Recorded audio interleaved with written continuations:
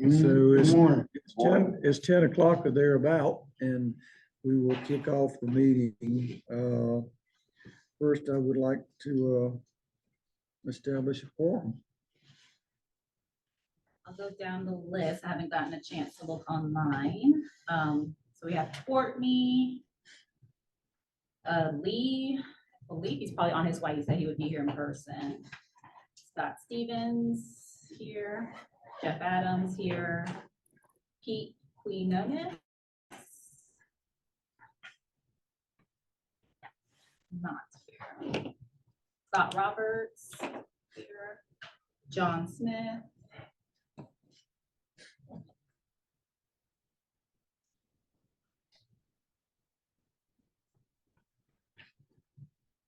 John Smith's online. Dwayne Montgomery.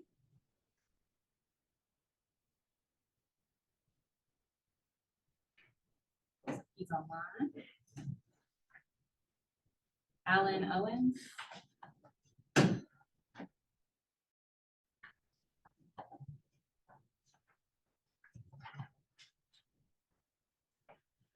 See Alan. Brian Hendricks. Dewey Atkins. And Jim Atkins is here. So we do have a quorum. Thank you, ma'am. There comes young Mr. Oliver.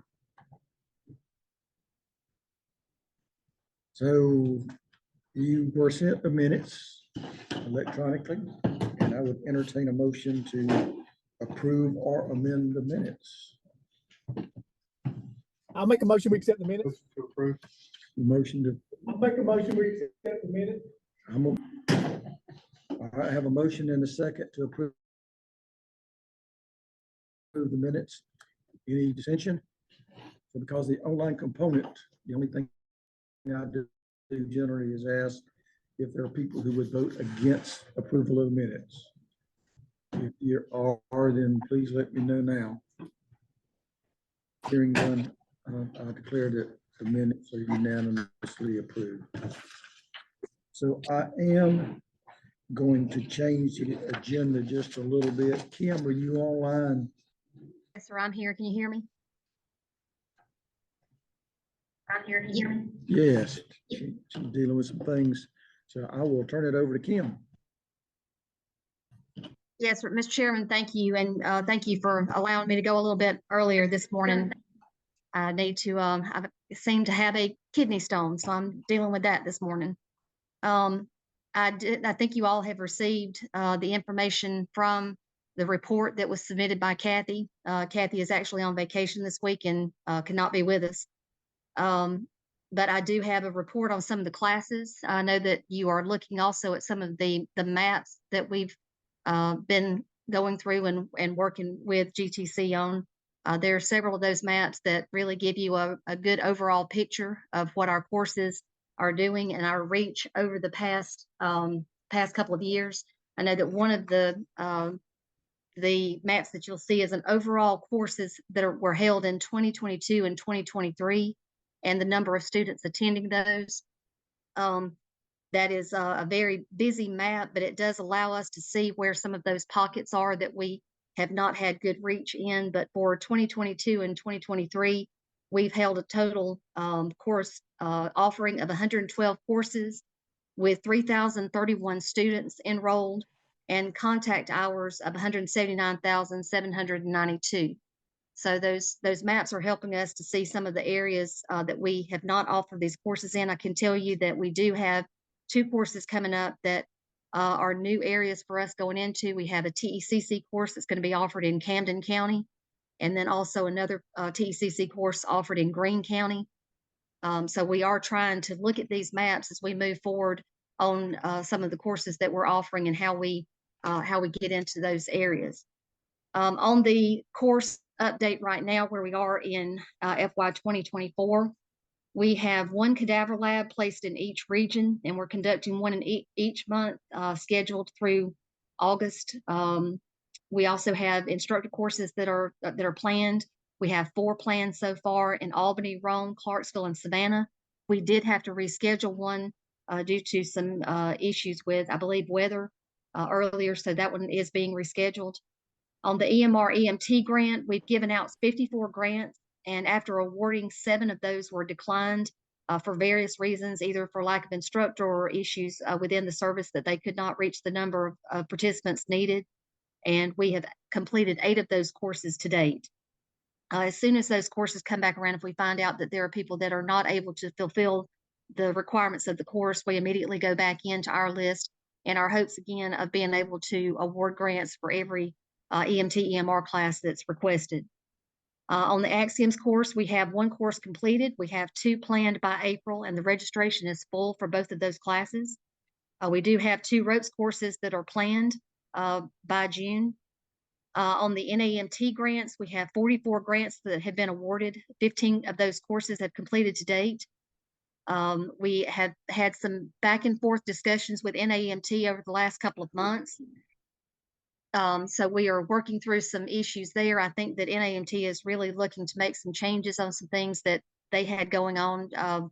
We had some variations in their policy and how some of the things were being implemented state by state, but we're working through some of those issues, and they have helped us really work through some areas with either site code setup and actually being able to include some of that under a general site code if we go into many of these areas that we're trying to reach, and if they don't have the necessity for a standalone site training site, then we're able to do that in another way to add them as a facility under our site code, which makes the process a little bit easier, definitely for them, but also in the legwork that we have to do in setting up these sites. So that seems to be working much better.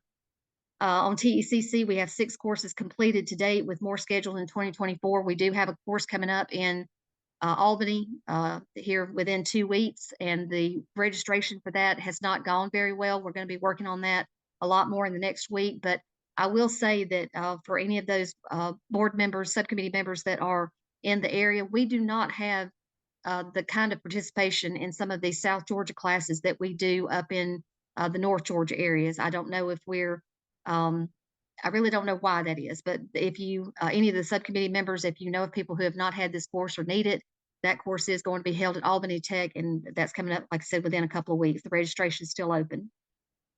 Auto extrication, we have 1 course completed to date.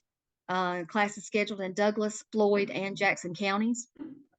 Farm medic course, we have 3 courses completed to date, more scheduled. And our GEMSA Intro to EMS Leadership program is scheduled for February, and that course is full at this point. And I will tell you that the group that developed the content and the curriculum for that course have had meetings with Georgia Southern and working through some mentoring plans and things that we want to incorporate into that. So we're excited that that course seems to be really picking up those people that are just moving into some role of leadership within EMS services. Moulage program, we have 1 course completed with 1 scheduled for Gwinnett County. Instructor workshop is planned for January. Again, that's a way to keep all of our vetted instructors on the same page, to make sure that we're revisiting some of the policies and procedures, not only from GEMSA, but what's allowed under our Trauma Commission contract. And we just feel like that it's always good to stay in touch with our vetted instructors to make sure, again, that we're putting out the highest quality training that the association can stand behind, and that, again, we're fulfilling the requirements of our contract. We do have equipment that has been purchased for all of our training programs that we've been doing. That purchase has been made. And on the leadership program, we graduated another group of 27 alumni from year 12 of the leadership program in November. I'll tell you that the application for year 13 of this class went out about not quite 3 weeks ago. And I already have about 25 applications in hand, with a deadline of January 31st. So if any of you know people that are interested in the EMS 4-week leadership program, that registration is still open until January 31st. Also, one thing that we did not have at our disposal to hand out as part of our report, and I did forward it to Courtney this morning, and I'll be sharing a few details with the committee. But and I will be also giving you the report that was provided to us by the ad agency on the reach of our public service announcement plan that we have. Now, hold on just a second. Let me find. Courtney, did you get that document that I emailed to you? I have not looked at it, Kim, but I got it here. All right, hold on just a second. Let me pull it up. It really provides just a really kind of a startup of the analytics on our PSA program, what the reach has been. It breaks it down by social media, static display. Just a second.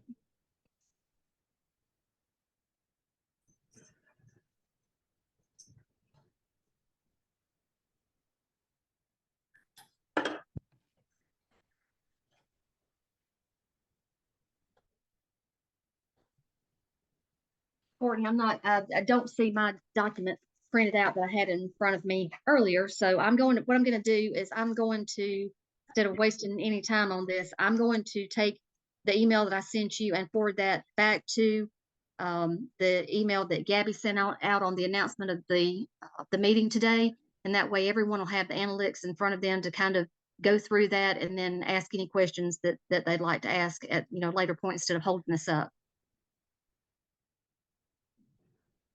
Okay.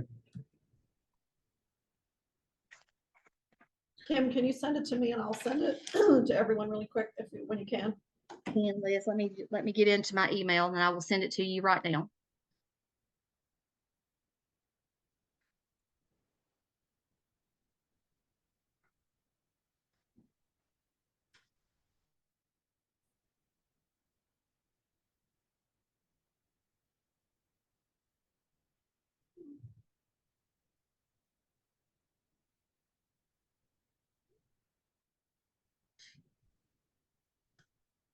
Did we ever, have we got a good handle on when people look at the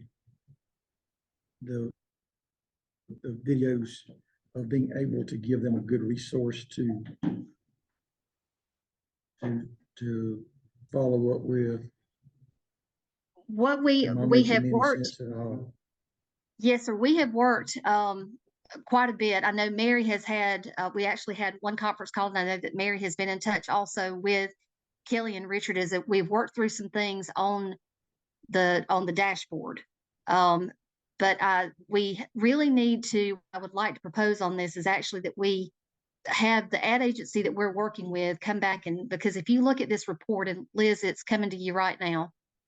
If you look at this report, it gets into a lot of details that unless you understand a lot about how media is broken down, now you'll see it's a color-coded map that lists by region. It breaks it down into licensed and non-licensed personnel that have requested information. It shows form submissions and the comments that were made back on the form submissions about either why they were clicking on this, some of them saying that they had previous training, they had either retired from healthcare and ready to switch gears. So there are a lot of things that information that we're gleaning from this that is pretty in depth. Liz, did you get the email? Not yet. Okay. It also shows, That's okay. You just keep. yeah, it shows the number of Okay, clicks. yeah. It'll show you the number of impressions. It also breaks it down by cost on what we're actually paying for the amount of coverage that we're getting. On social media, it shows you the total number of users, and it breaks down some different things on social media with showing a total users of 8,066. Also on the, let me see, go back to this, on landing pages where it shows either gyms or the different training sites. It shows 9,606 total users from the landing page. And again, some of this is, I'll be perfectly honest, is foreign to me. We didn't get a crash course from the ad agency on the understanding of exactly what these numbers mean. And what I'd like to do at a later point, if we could bring a representative of the ad agency in, or either information through what Mary has discussed with them, to really be able to delve into some of the detail of these numbers. But you do, one of the first things is that you do see that on the report that I sent to Liz is actually a breakdown by region and showing the number of submissions that we've received by region. It's color coded there also. Can you share it? Can you get on? Did it go to my .org by chance? Let me see. Log into the meeting and share.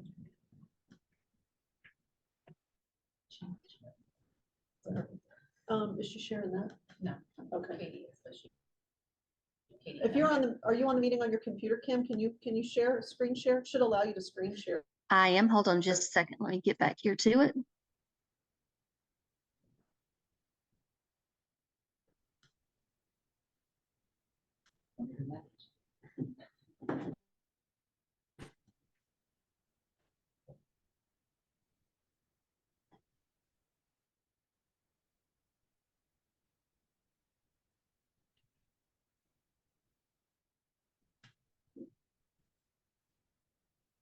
It's allowing me to do everything but that.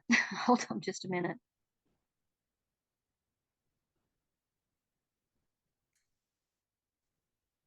I will go ahead and give y'all just a fair warning. I'm not as clear-headed this morning as I should be. So y'all just bear with me.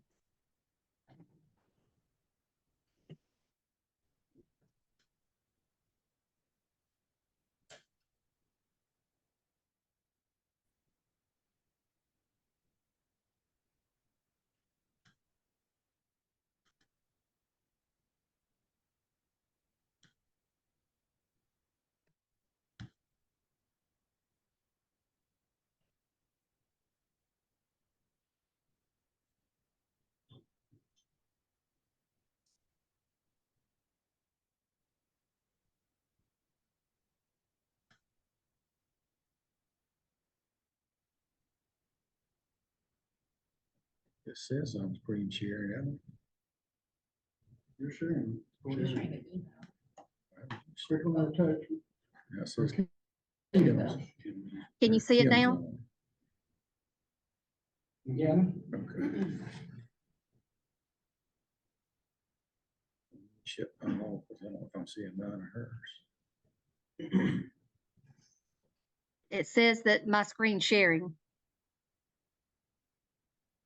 Yeah, we can see it. Okay.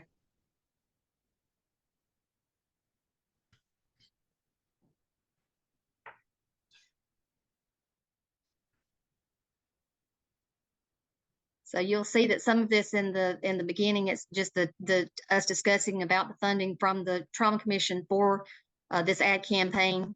You see it on social media with the title of "Pursue Your Purpose," and then this is the map that I was referring to that gives the breakdown by region, in where the number of which region the individuals were interested in according to their consultation form submissions and represented by the numbers in the white boxes. And then again, also with some of these, we're finding out that they were interested in more than one region. So that number may not show up if it was in more than one region that they requested information on. You see the breakdown there of the licensed versus non-licensed personnel.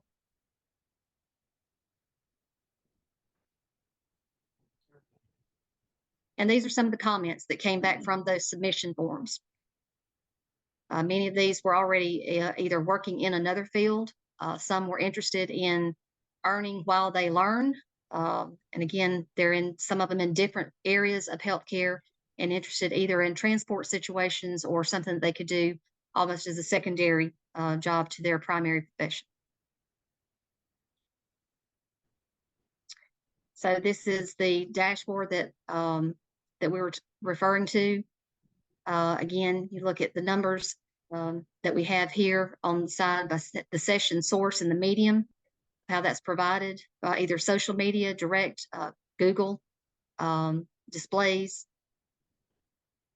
And then we get down into the landing page that I referred to for EMS. Total users at this point was 9,606.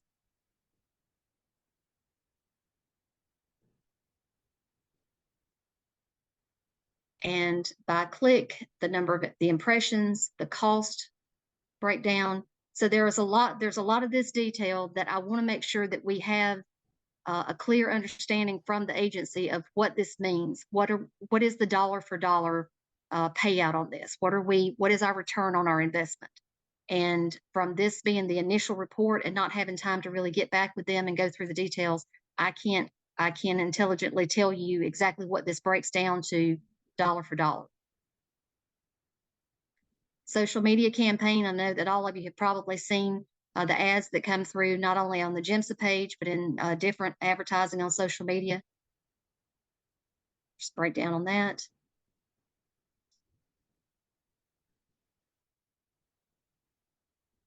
And then here you see the recruitment campaign, and then the recruitment campaign by static display. So just again, a lot of details that we want to get into, but this has only been in place now for a little over a month. We feel like that we learned a lot from the South Carolina program that they had and where to really focus the money. We knew that social media and some of the static display that they had had some success with, that was a route that we wanted to take, and it seems to be the same with us. So we'll continue on this, and we'll continue to give reports and more detailed reports with detail as we move forward. Hey, Kim, Yes. can you slide back up to the map of the study? Please. So on that one, and then I think below it, it had some of the comments. What do y'all do with those comments? Like I saw one of them said, I'm an ER tech, I want to learn about advancing my career or whatever. What do y'all do with that? We respond to them. We actually, what we have tried to serve as is a clearinghouse for the information as we get it out.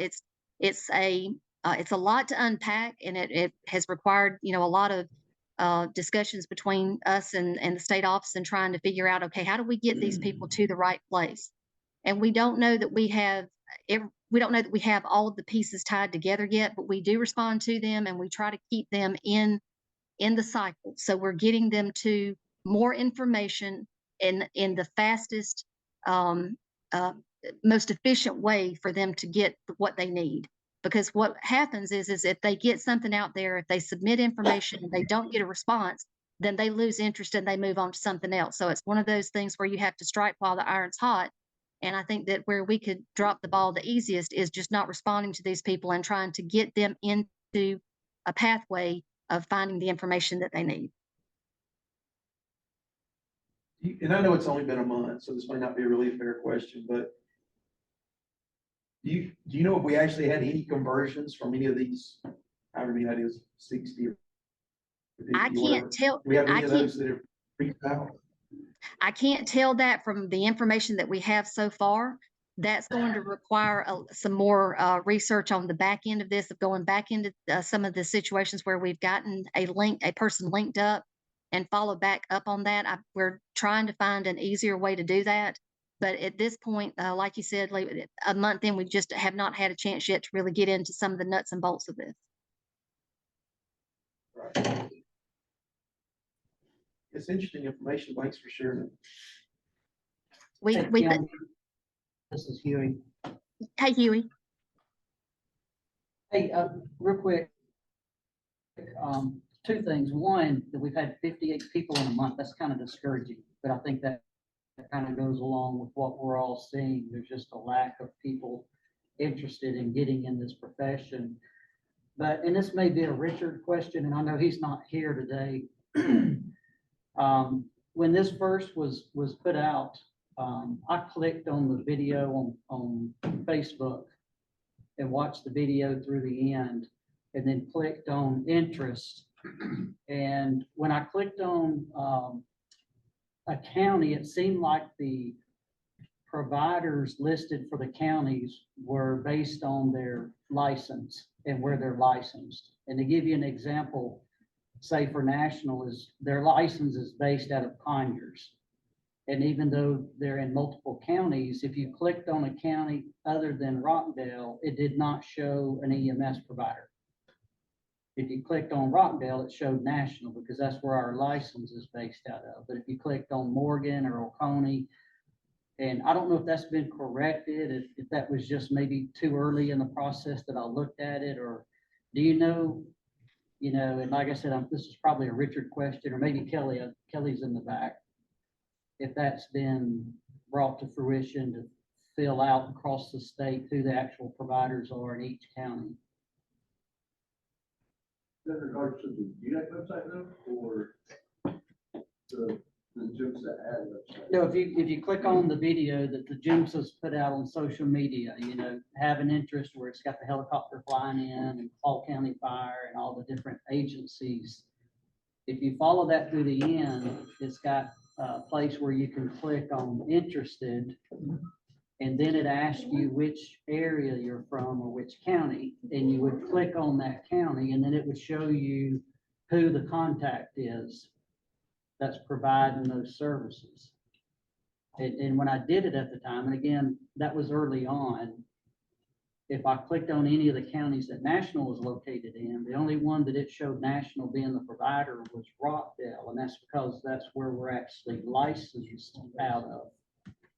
But any of the other counties that they are the provider, it came up blank. It didn't show anybody as a provider. So I don't know, I'll say, because I haven't been through, I didn't test like you did. Which I probably should now that you mentioned it. But so currently the way it works, we're working with GIMSA is when if you fill out that survey, and you can click multiple areas that you're interested in, but you also can select specific counties. Right. And so if you select, you know, a county inside Region 10, I get an email. Let's say you also select the county within Region 3. Our Region 3 training coordinator will also get an email saying that they showed interest, and then we'll reach out to them. Right, but what I'm saying is, so like if somebody was interested here in the county we're in now, Morgan, Right. if they clicked on Morgan County, there was no provider listed for Morgan County. And Huey, I haven't gone through and looked at it to the end and clicked on it since we did our initial setup. I know what you're saying. Yeah. Because I'm not sure if it's already tagged to the GDAC website where I showed what we talked about in the last exact meeting and adding that, but I definitely understand what you're talking about. See what we can do. Because I think that was the point, was to lead them who they could contact if they're interested in a profession, and they could reach out to that provider and say, hey, I would like to become an EMT, what do I do? And then that provider could say, hey, we have classes that we can get you Well, in. on the Or education side, it's going to the training coordinators, so that the training coordinators can tell them what educational programs are in the areas that they're interested in. And I think y'all give them contact Yeah. information. So the ones that I've gotten, they'll just email us, and we get the email that they filled out with their interest, and we kind of, my generic response is, you know, who I am, how can I help you, how can I help you find more? And then here's a list of our education in Region 10. Right. So, you know, I say, you know, you have National that offers the work life, they get paid while you work, you know, you have at the state of college, so I'll give them that along with a contact person for that education. Okay. I just wanted to make sure that they were being put in touch with a That's the way right provider. now, but that's the current way until we can find a better. Right. a Okay. better way.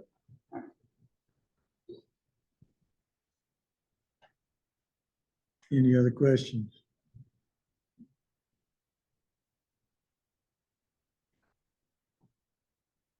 Jim, are you able to give us any information about what y'all found from the town hall meetings on the Yes, sir. barriers to transportation?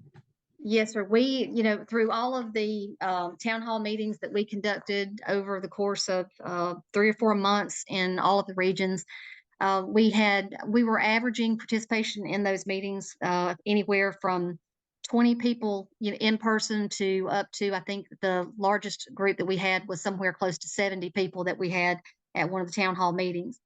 We did have good dialogue in those meetings. And also, I will say that in many of the meetings also, we did have a virtual component for every one of the sessions. We were hearing a lot of the same concerns about wall times,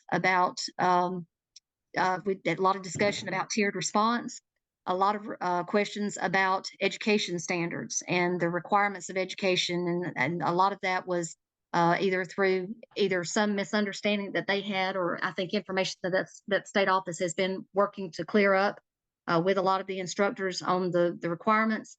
But many of the same things that we've been talking about over and over and over again, the lack of personnel, the lack of interest in the profession and how we change that. A lot of a lot of questions and things about burnout, because even in situations where you do have um, fully staffed EMS services, you have either basics or in a lot of cases where the medics are running all of the calls. They're in the back with every patient. And that was a concern at one of the sessions that we had, that they just, they weren't keeping people because of the requirements, the demands that were being placed on them because of the level of personnel that were in those services. Um, all of the issues that we don't have an immediate silver bullet and how to fix it. But what we were happy to see is that we did have good good commentary. There were people that felt open about expressing their concerns, but they also were willing to come forth and say, this might be a better way to do it, or let's look at something else. And I think they are, most of the people are feeling like we're at a point that we have to start looking outside the box of ways to handle our problems. So it was nothing that was groundbreaking or earth shattering as far as new information out there, but a lot of concern about the way EMS providers in some cases were being treated in certain hospitals. That has come up over and over again. And some of those were sidebar conversations that, weren't necessarily spoken out loud in the sessions, but I know that there were some areas that didn't feel like that there's a respect between the professions, and it continues to cause issues and more and more people leaving because they just feel like that they're in an unrespected profession.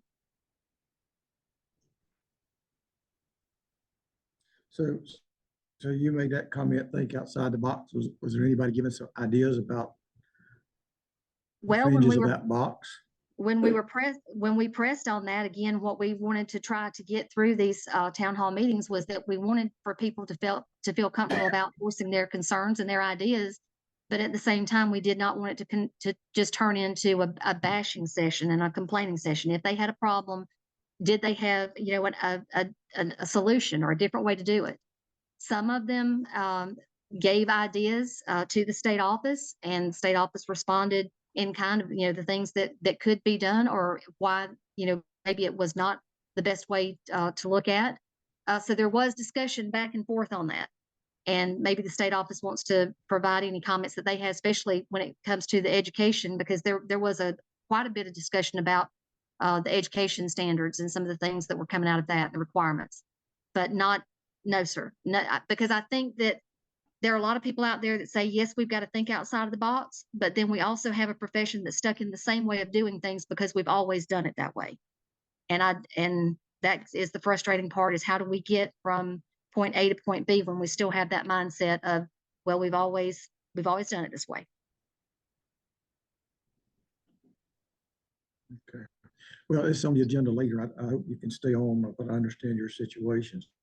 So I'm not going to jump down to the new business and the old business right at the moment, but I appreciate that input. If you would, I'd appreciate it if y'all would write this up in some kind of a format so we can have this in a written document, Kim. I'd appreciate that. Yes, sir. Any questions of Kim about that? Yeah, I have one more. Okay. On a previous slide, Kim, where you showed the classes and that were being taught, the classes being taught. Yes, Is that equipment available to other instructors? some of it is, yes. In fact, If we have like Region 10. yeah, Huey, we've Go ahead, actually worked with Region 10 on, especially on the TECC equipment. We do have TECC equipment, one set that is used by the cadre of instructors that I talk about with these 12 or 13 courses that we are contracted for the year.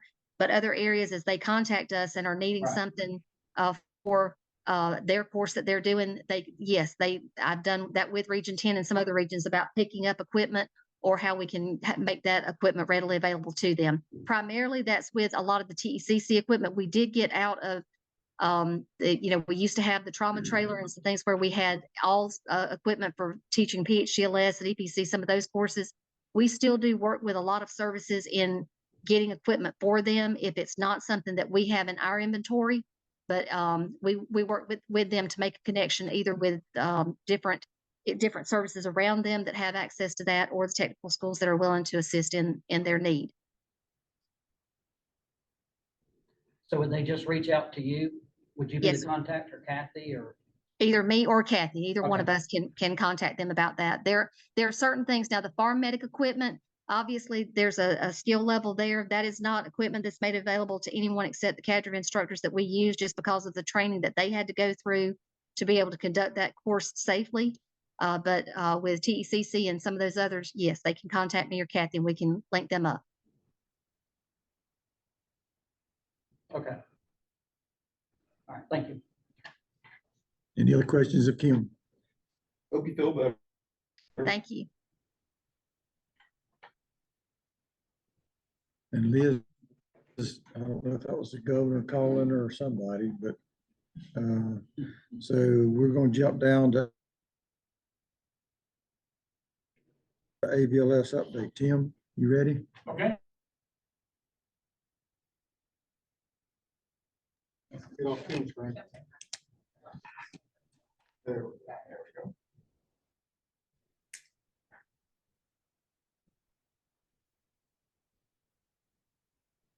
It's making it hard on the technical folks today.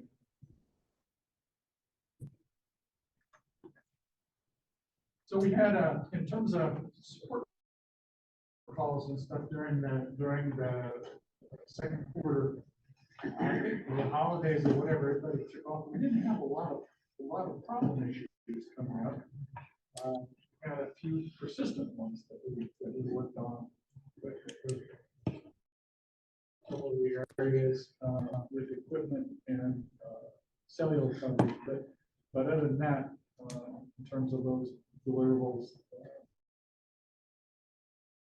pretty much did add Tanner Health at West Georgia. They had a number of units that they brought to the feast that we've added to the system. And so we've increased the coverage out in that area.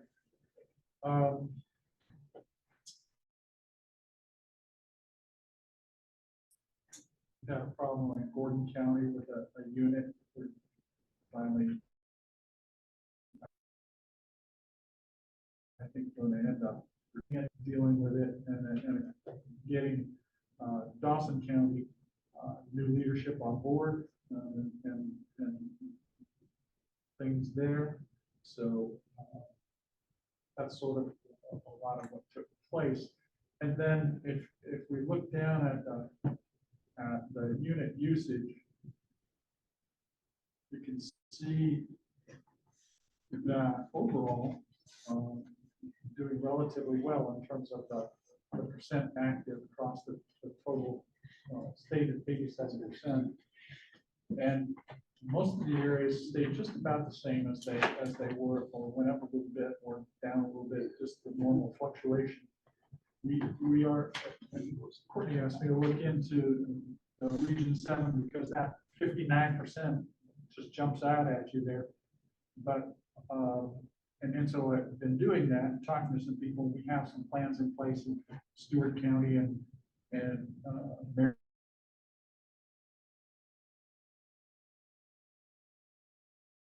Marion County and County, joining the fleet here. They've got 2 ambulances that they're going to add in that are on 911 duty there.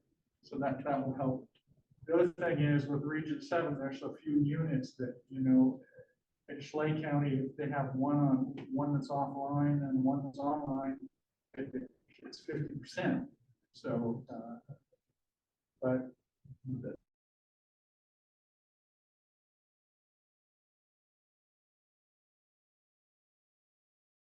the reality, that's the issue, is we have some transitions in leadership and that sort of thing going on, and plus people just being too busy. I mean, even if we look at Spalding County in Region 4, they've got all the equipment now, they've got all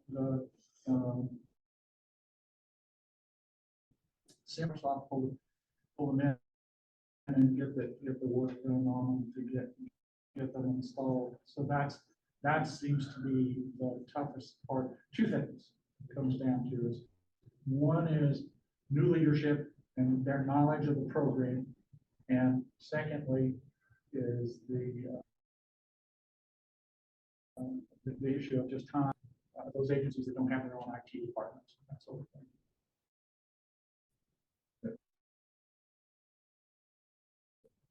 Counting on that. Any questions on that? Hey, Tim. Yep. Why is Grady broken out separate now? I think I remember why it used to be, but what does that mean now? Well, it only means that they're going away. And that's what we're shrunk down to at this point. So What do you mean they're going away? They Are they leaving the AVLS system? Yes, Okay.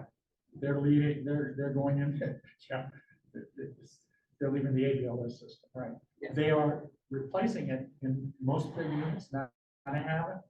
They're still involved with the stroke unit and a couple of things. And as you can see, a small number of units that are predominantly in the metro area. But I don't, and what are they going to? they went to a cradle point system Okay. and something else that they're using internally. That's a different kind of, totally different kind of system. The Sierra Wireless folks are talking to them and trying to sort that through and see if there's a way to get it back on the system. If my memory's correct, they will be back at Fulton County by the middle of this year. That will be Grady. They won't be in any of the rural counties after. I was thinking it'd be a good way to tie into peak number of units. You can look and see actually, but if it's because they're moving to something else, then that wouldn't be Yeah. Right. doable with them. But Right. it could be used across the state as well, so. So they don't have any numbers included in the region 3 now? No, Okay.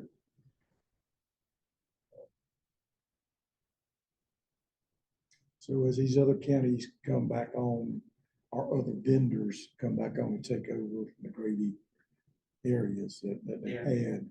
So are we reaching out to those folks and talking to them about that? yeah, I mean, we just brought on a couple of them in the last quarter and Because obviously this equipment is in Grady trucks yes. as they transition out. Well, most of the Grady equipment is their equipment. We sort of transitioned out of buying their equipment a long time ago. Okay. So we ended there. Now, we did have, just FYI, we moved equipment from Richmond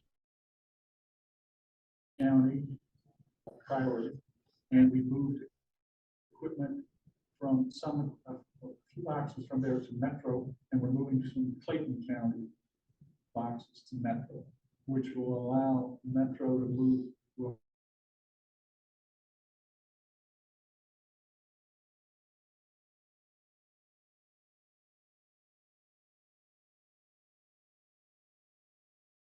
Fair feeling on the rural areas, what kind of coverage they have. Do most of them have availability of Wi-Fi throughout their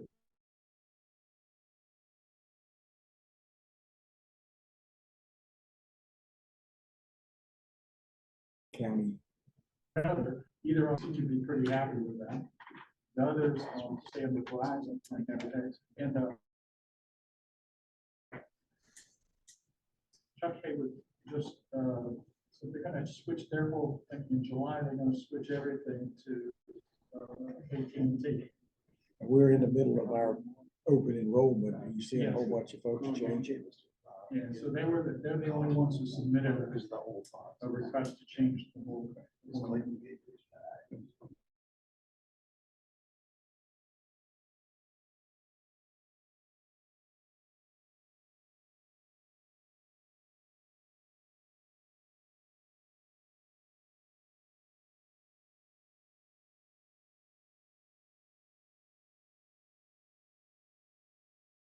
and they had a change of leadership, like for example.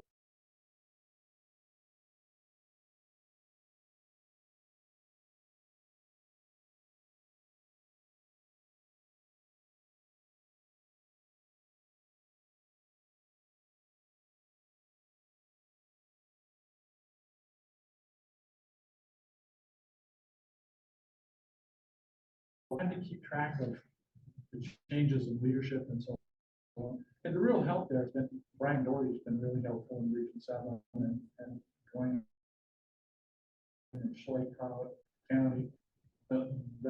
That helps to have those kinds of contacts now. So the RTACs are helpful to me to find out what's going on. Trying to build a sort of culture that the people you need to tell is over there. But it doesn't quite happen yet across the state, but it's happening more and more.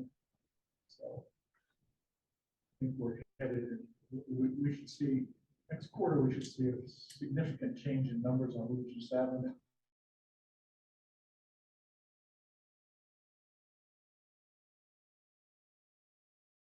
It doesn't take too many units. We have used another system for a long time, but it's been a long time since we talked to them, so we're going to talk to them again about that as well. Yeah, We have a couple of- so like in Region 7, I was just sitting here thinking that we had, going back to what you made a comment about was the peak ambulances.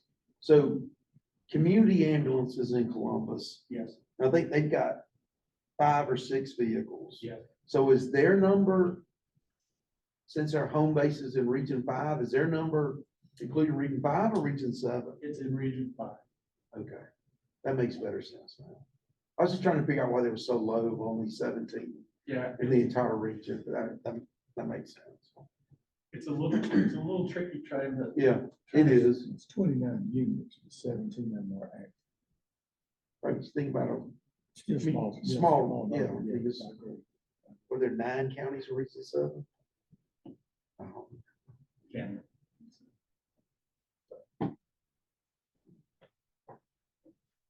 Any other questions of Tim? I do have one other thing. Okay.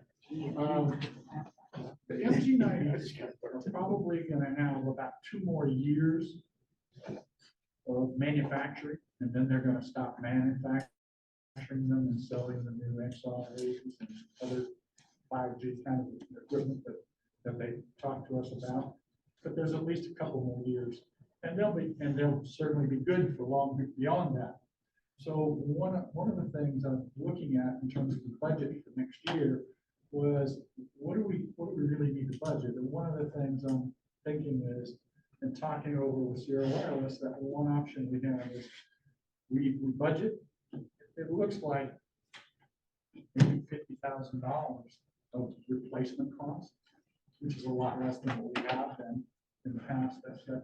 But that's what consistent with the first 6 months of this year. We go forward, but then we budget for at least another year. But that's when they're gonna go out of service, or not out of service, but out of sale. So we can buy a year's worth of equipment up front, and they'll store it for us. And then we buy another, we in essence get another year, or whatever, out there going forward before we need to have any concern about changing technology. And the issue there is that if we change technology in the trucks, it changes the network system. The AMM that we all look at on the web, that site changes with the new technology 3 to 4 years out. Unless they change the technology, which is what we're working on. So unknowns at this point, but we have a strategy in mind that would help us keep us going without any problem for the next 4, 5, 6 years. Well, your point, or at least my concern is, so we buy the MG90s, they quit making them 2 years from now. How long are they going to support it? And you're concerned about the network. If they change the network to the point that the MG90s won't interface with the network, then we're still dead in the water. they'll support it another 5 years after after they stop selling them. So we're right now, we're looking at a pretty good sized window. And lots of things are gonna change between now and then. So Yeah. I think we're in a situation where just the status quo makes sense, but as we look at next year, we might 2025 and beyond, we might want to budget to buy up some of that equipment and get it under our control to be able to keep our system running for that full 5 years. Well, the only other thing I'd ask you to do, you know, we can certainly consider that, but try to keep up with what's going on technology wise. It may not be embedded in this particular system. I mean, technology changes so dramatically, and I could see, you know, I still don't understand why they don't have an app for a phone that'll do most all of the stuff that we're doing with the MG90s. It amazes me, but Well, and people keep trying to move to that, and you know, some of that's some of the selling point that Cradle Point does. But the reality is, it's not there. yeah, And yeah, you know, and so not quite sure where that is, but I try to monitor that and ask everybody I know out there what's going on, and get as much intelligence as I can about the systems. But right now, it's Sierra is still the king in terms of the high quality end of the business. The use of any residual money each year. Pardon me? yeah, we've I got said some. probably a good use of any residual money each year that, you know, we come up and say, hey, we've got 40,000 left over. Where can we utilize it? That may be something we need to consider Sure. putting it toward that. And we got a decision on that today for the residual money that wasn't spent on the equipment grant. I think we will be adjudicating or dealing with that a little bit later in the meeting. So Tim, when you say that we can buy equipment now and they'll store it for 2 years, is that just, how do I say this? Are they literally putting devices on the shelf and they're sitting there for 2 years, or is that just saying you've got this number of units and when you're ready for them, we'll send you the newest one we have available? If we did it right now, it would be the second, but we don't need to do it now. We don't need to do it for another year. Yeah, because I just don't want to buy equipment that's going to sit on the shelf Right. somewhere for 2 years, and then by the time we get ready to use it, it's already outdated. Right, no, we wouldn't do that until the year that they stop manufacturing, Right. in which there will then be a 5-year window for continued use. Okay. That's when, so it'd be the last resort, because we don't want to put stuff and let it age on the Right, shelf. correct, okay. But nonetheless, there comes a point when that might be the best option. Okay. Any other questions of Tim? Thank you, Tim. Liz, you want to do the update? Sure. Just a couple updates. First of all, if you remember back in the summertime, we reviewed the $61 million enhancement that we ran some numbers on and we're trying to bring forward before the legislative session. And it's actually got a lot of legs under it, which is encouraging. It's been presented to the governor's office, to House Chair Taylor, Senate Chair Watson. It's going to go to the Lieutenant Governor in 2 weeks, the Senate HHS Committee, and then House Appropriations Chair Hatchett. So that's very encouraging. We've gotten some great feedback on that. So we'll keep you guys abreast of happenings with that. And then our regional system development manager position, an offer is out and has been accepted. So we'll be making that announcement soon. And we look to have that person starting by February 1st. And then from the funding perspective, as you guys know, this begins like our whirlwind budgeting season. So you'll probably have a called meeting to go over your budget and what we're going to do. Coinciding with that, and many of the things, I think most of the stuff that we have to really talk about is kind of where the educational money goes. or how much you split between that and, you know, because the ADLS, Tim, we've got a pretty good handle on how that all shakes out now. The RTAC coordinators are in their contracts for this year was an educational needs assessment. So each region should be bringing you forward a needs assessment specific to their region about what they need so that we can match that up. We have a lot of tools now. We have those maps. Thank you to the mapping work group that's helping, Jeff, Scott, and Scott. It's Scott Squared and Jeff, and along with our EMS and T colleagues helping us review and refine. We had hoped to bring that to you today, but we'll just need a little bit more refinement, I think, before that's ready to go. And then these will all be live on a website, which is very exciting. You can have the potential to see real time. So it really should help you really streamline and be able to drive your, drive your decision-making around your educational needs. And I think, is everybody paid out now on the ambulance equipment grants? They're paid, there's some that are needing a resending of their check, but everybody's Okay. paid. Okay, good. So help me go back, because maybe I was asleep, but the educational needs assessment, you know, what are we doing there with the RTAC coordinators? Working with the EMS councils to understand if anybody has region-specific needs that they would like addressed. And when is that supposed to happen? It's happening now. I just was looking back in their contract and texting Katie. I don't see when the date on that is due, so we meet with them monthly, so we'll see where everybody is, so we can make sure you all have that for determining, again, what you're funding education-wise against the mapping and what's being done out there currently. And then, did you want to give the March pause update? Yeah, I could do that now or do it under old business. whichever Okay, one you want okay, to you do. can do it under old business. I Yeah. only had, besides the equipment grants, just Gina has some exciting news to share for GQuid finally after 2 years of being in her role. I'll come here where you can hear me. Actually, the Arbormetrics platform finally launched. The first group of users got their access on Monday of this week. So that is finally really exciting that we have that benchmark up and running.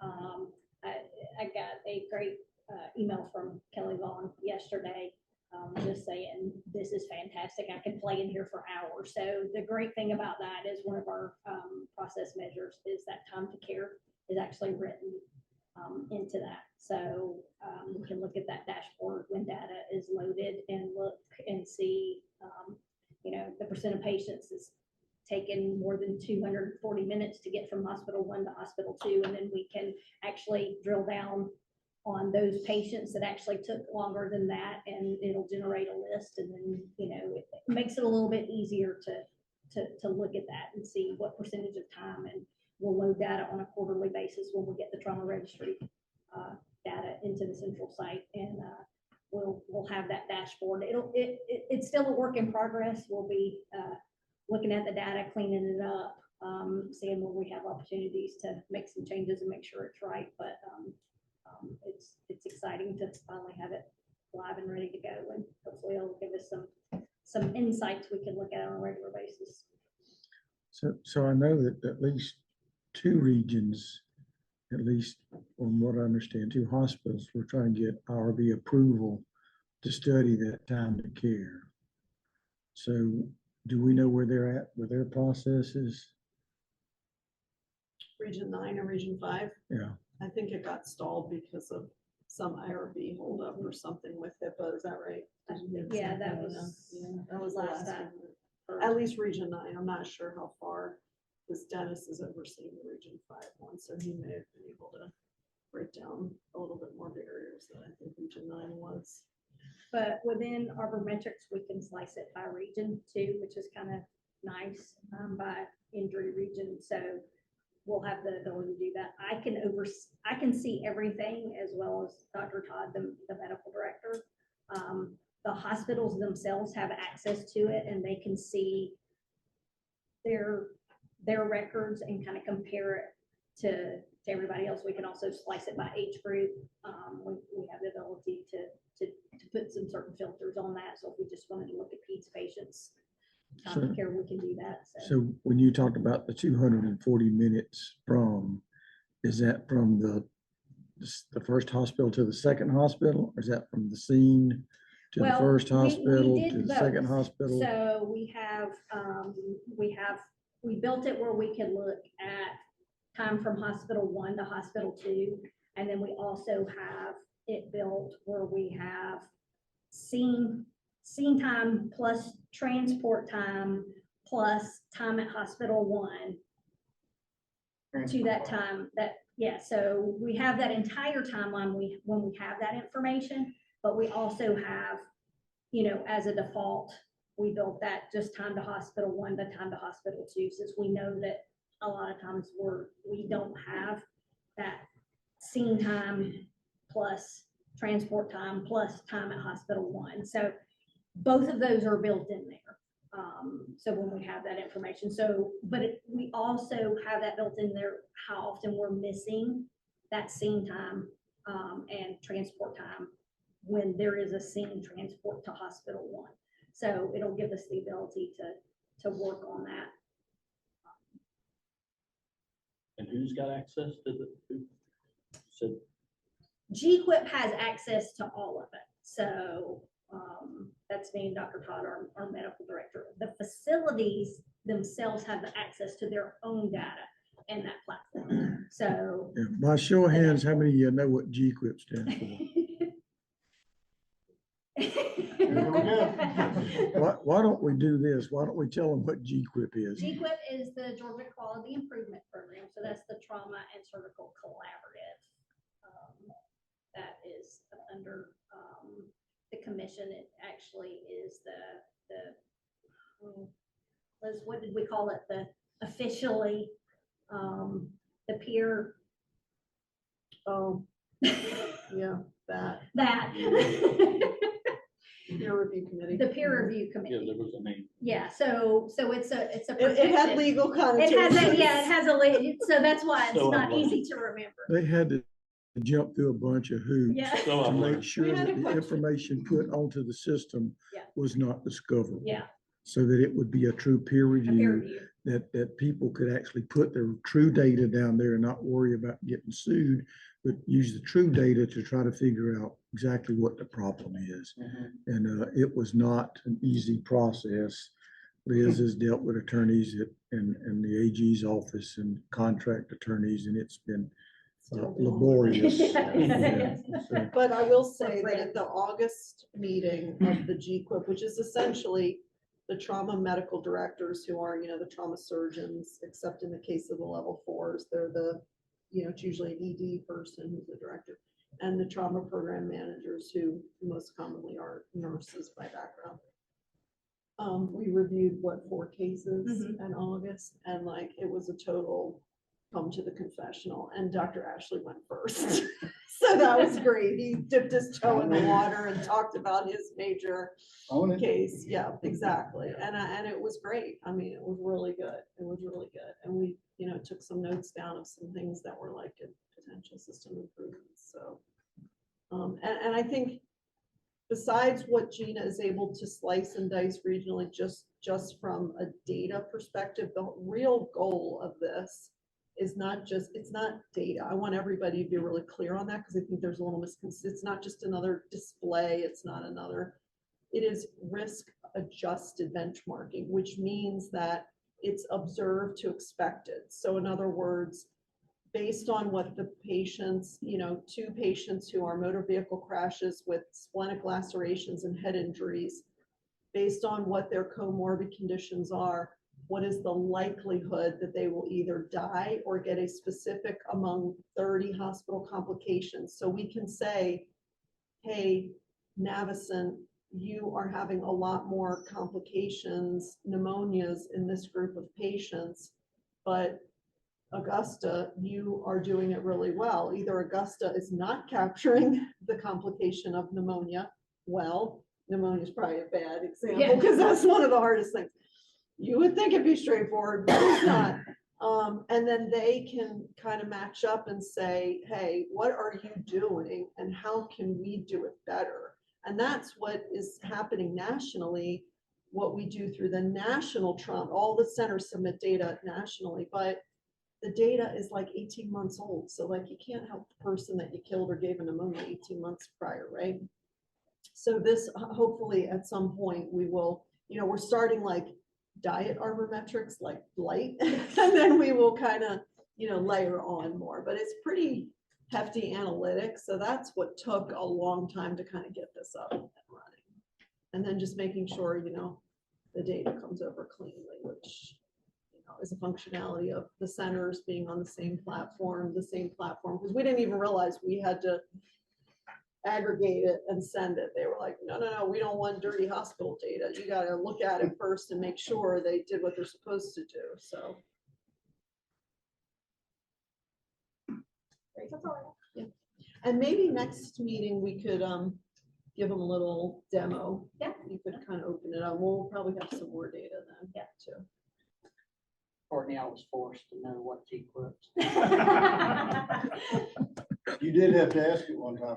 Yeah, we keep you on the prayer list. He was listening too when she explained what it was. Don't let him fool you. So I will just pause for just a second because there's quite a few of these little different pieces that we're trying to join together. And we'll talk a little bit about this new business and a little bit about a March pause, but a lot of these different programs that we're trying to initiate come down to different pieces of quality on how we take care of patients. And the bottom line is level 1 trauma centers can do the greatest things in the world. But if you can't get them there in a timely manner, they can't. Okay. And if you get them there in a timely manner and some procedures were done wrong at a rural hospital, then the bottom line is this, it ain't any different than building an automobile. This is a process. And taking care of trauma patients is a process from the time they build the dang automobile, whether it's safe or not, to the time that you get them out to a rehab facility. And we don't help build automobiles, although we have looked at the capability one day of being able to get data from an automobile if it crashes to go. And I still don't understand why we can't do that. That's doable, but a lot of things we just have to. Patience is not one of my strong points. Okay. Liz, is that it? Okay. EMS funding updates. The folks who do the budget are at the Capitol today as we speak. And I know Dr. Ashley and Liz have both been very hard at work on getting stuff done. I'm trying to figure out where we at behind me. As far as getting that extra money for us, they do have, it's one of the unusual years, they've got a surplus. And Dr. Ashley has pounded the pavement at the Capitol trying to talk to the appropriate people. You've got legislators that you will be talking to, you'll be seeing, and if you see them, encourage them to help get money to continue to do what we do. Do I need to hit anything else here? Okay. Okay. We will, as we get that stuff out, we will get it to you. And then again, because of the timeliness of the budget, we'll probably have a call meeting, probably online, unless everybody wants to drive, and that's perfectly fine too.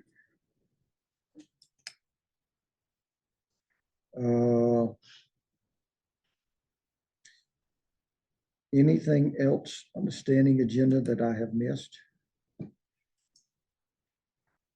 Old business, EMS equipment grant, that I think has been paid out. I think that grant is officially over for the year, with the exception in a minute or two of us talking about where we can do that now. We've got some money that we didn't spend. We didn't spend it for two reasons. One, and I think you got that in a spreadsheet sent to you, I believe. If not, you probably put it on the board. But there were some agencies that did not apply. They were part of the deal, and we sent them letters, say, please apply, and they did it. So there's money left. And then there were some who, for one reason or other, applied for less money than they were eligible for. So we've got a fund of money, $34,383.40. Any questions about that dollar amount? Now, what we have done in the past, because it's easy, and we do have a little bit more time because we've moved the grant application and they've got it out very timely this year. Thank y'all very much. We do have a little bit more time if we want to play with this money, but in the past, it's been quite appropriate and clean, if you will, to put that into the AVLS dollars and go ahead and pre-buy some equipment with that. Yes, sir. I do have a thought about that. There are, where people are installing equipment in their trucks, there's a $200 or so expense that they have to pay out of the pocket. Or if they don't have IT people, and of course, the people who do that are the little companies that don't have the money, or the counties that don't want to spend the money. So there's that. And there's also, I know that Crystal is doing some work with blood on board the trucks, and they're looking at the asset tag thermometers that Sierra Wireless provides as an alternative to a very expensive other system that they first looked at. Those are about $145 a piece and so on. So it's not a big amount of money, but can we have the agencies who are going to do that stuff apply for equipment grant money to pay for those kinds of things? first of all, I think applying for the install, I think I'm absolutely in favor of that. We actually purchased the thermometers and put them in our drug boxes or in our drug box cabinet to make sure that we didn't have variations of temperature there. So I'm not sure what Crystal's doing with the concept of blood, unless they've got refrigerators on their truck and they're monitoring those externally that way. I don't know. They're using coolers that have to be constantly monitored. Mhm. And that's reported back to the blood bank. So, I mean, but, okay, coolers or refrigerators? Coolers. Not So we your could- typical cooler, but What? I said Well, not a typical, yeah. $5 cooler. Well, not a I understand. styrofoam cooler, you know. Post 12. Where's the matter? Blood in this ass and beer in the other. If they wanted the equipment to do that, couldn't they have just either put in as, you know, a request for equipment that's not listed on there? And done it that way. I don't have a problem either way, Scott. I mean, I just feel like it might be, Yeah. thinking of the process, probably take a little bit of time to come up with a matrix and develop an application process and all that. Yeah, at the end of the day, those thermometers were pretty darn cheap. I was actually surprised when we used them. So I'm good either way. I think it's a good use of the money. I mean, that's what we're here for. So to is that try a to- motion? Sure, I'll make the motion to. So I got a motion that we put this into the AVLS fund, and that be one of the ways that they could spend the money to pay for installs and upgrades with thermometers. Is that- Okay, so now we're having a discussion. Yeah, Okay, we're actually following the flow this time, so I don't have a problem with any of it, but you might get one install that says 200, another says 2,000. Can we just put a flat rate on it? Yeah. True. So that it doesn't end up being some obscure, Yeah, if it's more, they just get reimbursed, whatever amount. yeah, I mean, if it's 250, they get 250. yeah, and I would. Whatever Tim says, but I mean, there you can just take out the variation from it. You know, it costs about $200 to get them installed. So on average, and I've seen some at 150 and some that were at 250 when it came back. So if we said up to $250 for installation, Reimbursable up to $250. and up to $200 per chip or something like that. I don't know. So what, I don't have any problem with installation. Is the chip part of your motion too? I didn't hear that part. That's what I It's- did, I it did was stick it in all- there. Okay. Just what we talked about. Make up the motion as you go, Floyd. Okay. Well, it was, Tim made the We'll get it all done, I'll suggestion. restate it. I'll for you. poke, I'm just poking at Tim you. made the recommendation, so I just put it in saying I support it, I would agree, and we can do the verbiage up to 250 for reimbursement on installation. And is the chip just for blood or is it for, Courtney wants to monitor his drug boxes? What is it for? The thermometer chip is part of the asset tracking system. Right? So you can get asset tracking chips for all kinds of stuff to track the things that grow legs if you want. But the two that are used the thermometer thing with drug boxes and blood. And it seems to me that both of those are temperature sensitive, critical issues. And it would be a good, it just seemed like it made sense. I don't disagree with that, but are we saying that you can now use equipment grant money for the temperature probe if you're putting it on blood or? Yeah, that's not what I'm saying. Okay. That might be, We just said for blood. well, what I was saying is You were saying it's $34,000. Yes, This $34,000 would be available for that. for that, once we We hit that. we already got what we can buy under the equipment grant. And I'm not saying next year if we do the equipment grant that we can't roll this into, I'd be okay with talking about that. But right at the moment, we talk about $34,383.40. Okay, but don't you need to spend that before the fiscal year That's what I was. expires? That's how it's. Yeah. Yeah, so how you, I'm just figuring out the timing and all this, because it's now two different things, is how do we spend 34,000? And you're talking about things of the future are currently happening, so. Well, yeah, and the- and I And think who are we one, gonna be paying? Is it gonna be each individual agency? Because that's gonna set up a whole nother. No, we don't want to get into paying agencies. Right. I don't want to get into that at So all. would we Because pay then if we vendor? pay them, they get mixed up, say, well, they didn't get it from the. We will reimburse the people we have a relationship with, and they can pay a vendor, whoever that is. so we can, if you move the funds or whatever into the ADLS, then we can buy the equipment directly from Sierra Wells, just like we do everything else, and have those chips sent to the people. And we I can know do it a might be a- campaign to get people to. And I don't know how it would be on your spreadsheet or your budget line, but if we allocated $34,000 for this, okay, so you spend this money, I mean, a dollar looks like a dollar. So if you spend 34,000, you get towards the end of the year and you buy extra MG90s, you still could use the other money to do this. So it would go to a vendor, one vendor, not. Well, if it's Emmanuel County and they said they pay for installation, it'd go to MCA over in Statesboro. Okay, but Emmanuel County would pay that. We would reimburse Emmanuel County. So it would go to. I'm sorry. Agency vendor.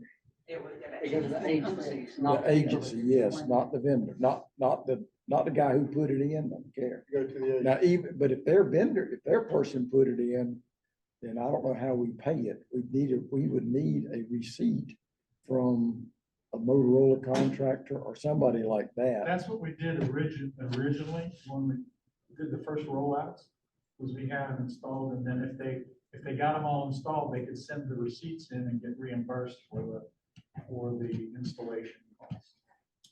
Do we know which agencies we're talking about here? Right, but when you say agency, are you talking about the people who actually do it, about the ambulance services? The ambulance services, I don't have a because clue. that's who you want to pay. Yeah. That's who you want to pay. Yeah, it could be anybody. I would assume it would probably be the Stewart counties and folks like that who don't have somebody in-house that can do it. Yeah. Folks who have it in-house, they can do it. They're gonna prefer their person put it in their truck than hiring a guy from outside to come in and do it. I'm good with that. Like in Manuel County, if they put a new one in, they would hire the Motorola contractor out of Statesboro to come over and put it in. We just would have to, the funds would have to be direct.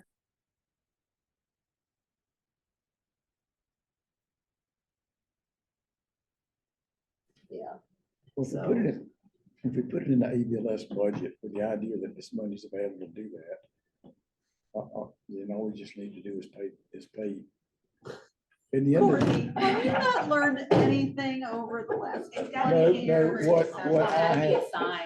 what I have learned is that common sense and state government are just not in the same Well, why room. don't, let's put the money in for that and MG90s if we Here- need. here, When the let's do deadline comes this. up Let's for the make the money we motion. spent, then it goes into MG90s and Yeah, there's no let's- more money for installation or. Let's make the motion to do this, put the money into the ABLS system.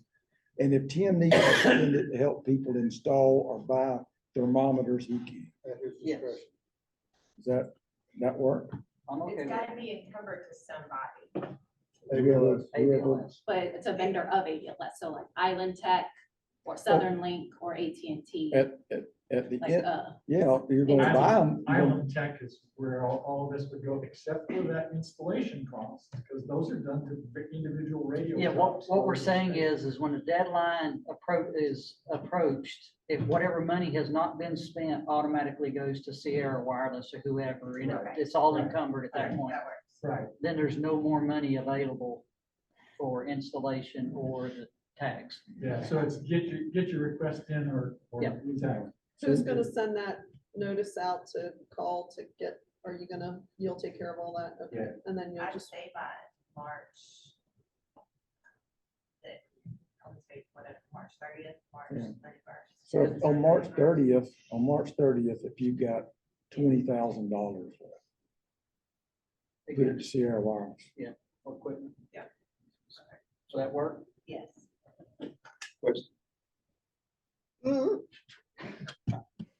I like the temperature probe thing. I think everybody ought to be doing that, period. Are we saying there are guidelines for the temperature probe, or if I want to buy one and stick it on Courtney, can I stick it on? If I get it, you can. The reason I'm asking is you're gonna get people buying these things for anything. Are we saying blood and narcotics? Or or medications and blood? Is that what we're saying? At the end of the day, yeah, I'm not gonna say that, but why else would you put a thermometer in your ambulance? There's some CAS requirements. You have one in every ambulance. Yeah. And you record the temperature. Why? If you want to be CAS accredited, you have to do it. Why does CAS care about the temperature? Because they care about patient comfort. Narcotics and everything. So I'm just- No, narcotics are separate Yeah. now. So there's the patient comfort and there's I'm just trying to stop splitting the hair and decide now. I think Send it go blood and back. It medication. seemed is like we didn't perfect. have a hair until you brought that up. Well, I don't have any hair, so. I think it will be medication and blood. Yeah. And then you interpret medication however you want to do The one you put on him apparently is going up. it. It stays there. If you track him, it spins around in circles every now and then. Like a Tasmanian devil. So, I ain't no fun since I quit drinking. Well, Tim's gonna be the one doing it, so we can tell Tim that it's only for blood and pharmaceuticals. Tell me I whatever. think pharmaceuticals is a better way to say it. Will that work? And then I can I'll start getting the word out. We'll talk to the RTACs, that getting the word out. But they're like $100 a piece. That's a good price. Pardon me? $100 a piece, you said, roughly? The probe itself. The ones with the chip, the retail price is 145, but we got them for 105.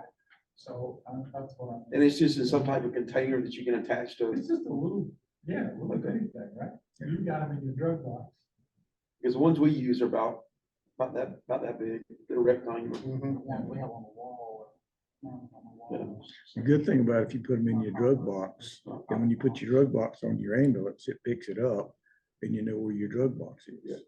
There's a lot of benefits to it. And you can, if you're missing the drug box, you can track it back to the last place.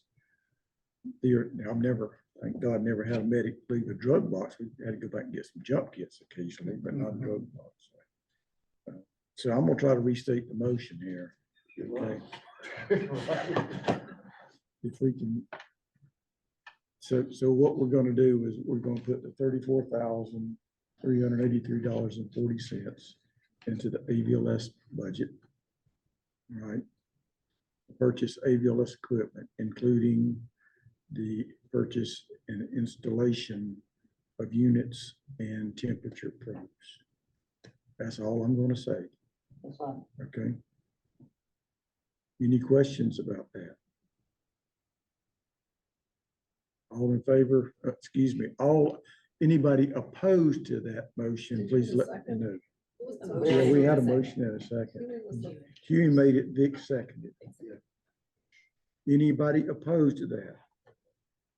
Without opposition, I declare it passes unanimously. We did that.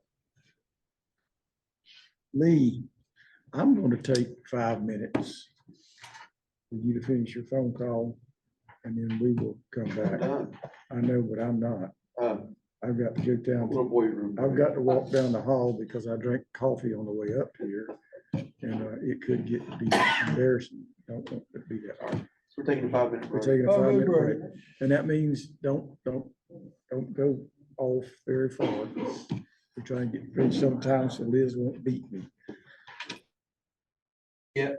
Of vehicles and it balanced back. I took about, I don't know, 6 or 7 different counts, 5, 12, 15, something like that, and ran them through the 1.5 and 2.0. And every one of the numbers I picked came back to be the same amount. I'm not going to say it's the same amount for somebody that's got 3, and then we give them a 1.5 of 3.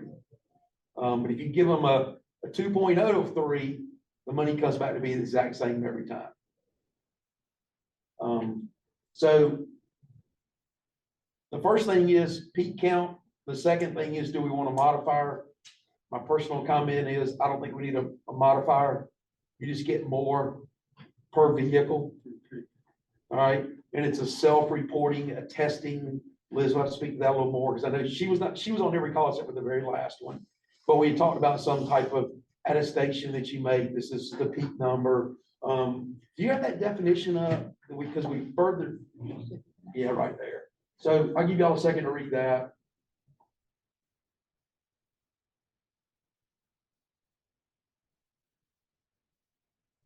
So for national in Athens, Clark County, we're not talking about all the ambulances they add on for game day.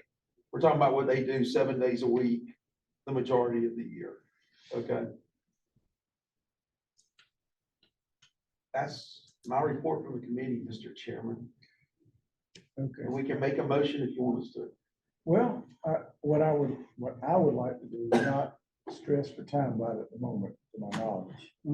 What I would like to do is see if we can get that first spreadsheet clean. Okay, can we go back to that? Go back to us? I will clean the one from Region 6, which is Burke County. That becomes a question to the regional, would the regional reps please do that? Yes.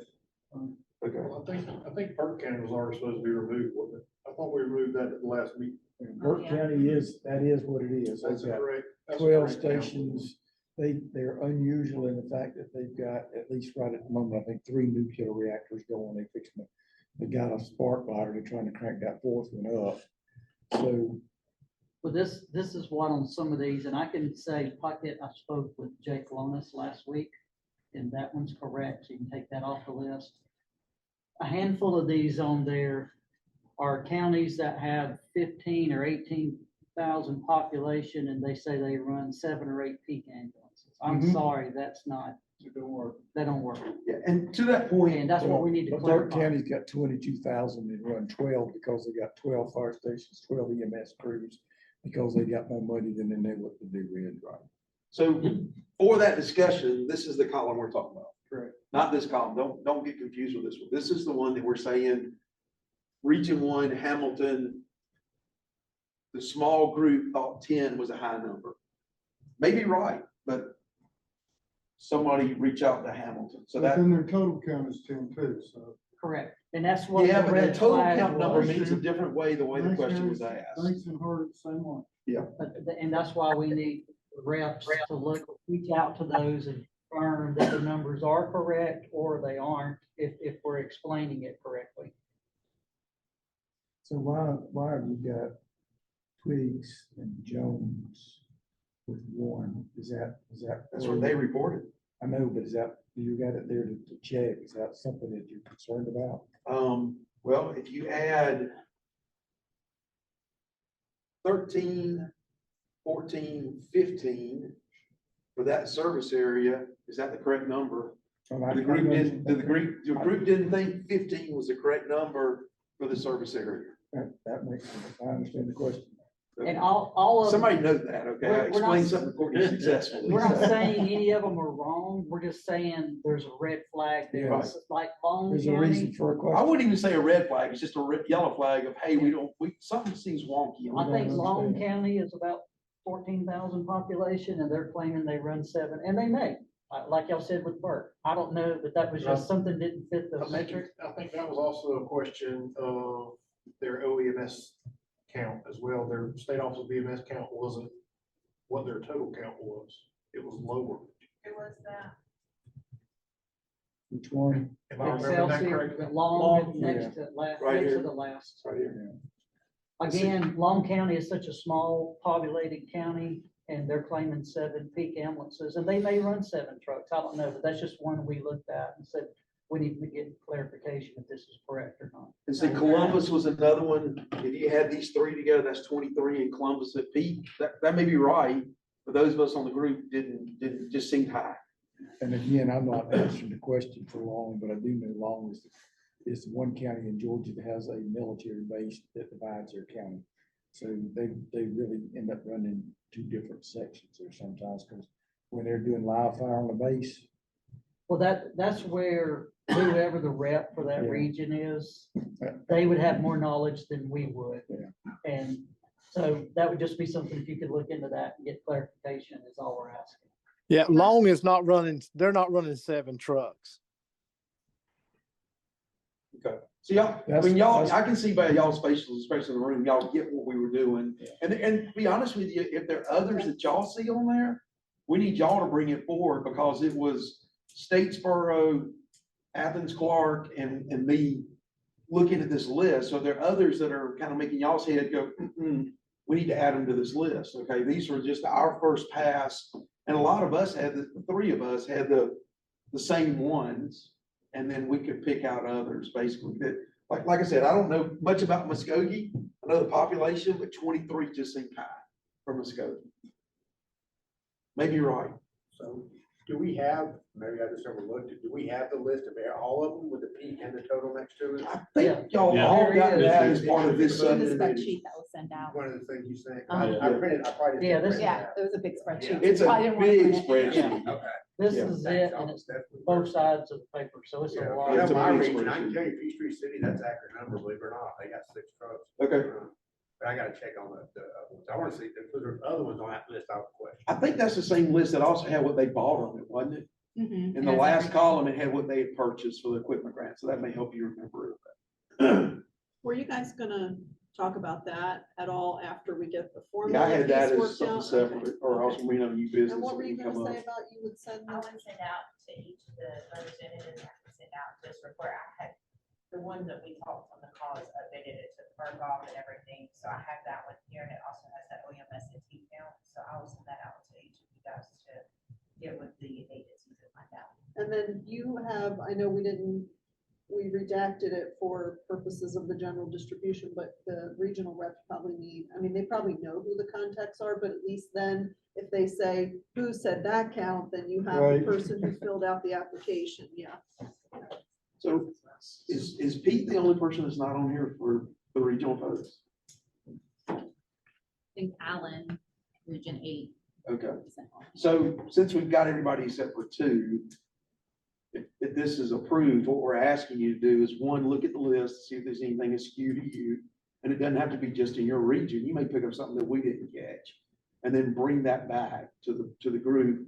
But the takeaway is to take this list at least, and if you haven't already validated, which we've done some here today, we ask you to reach out to those that are on the list and validate their peak counts correct.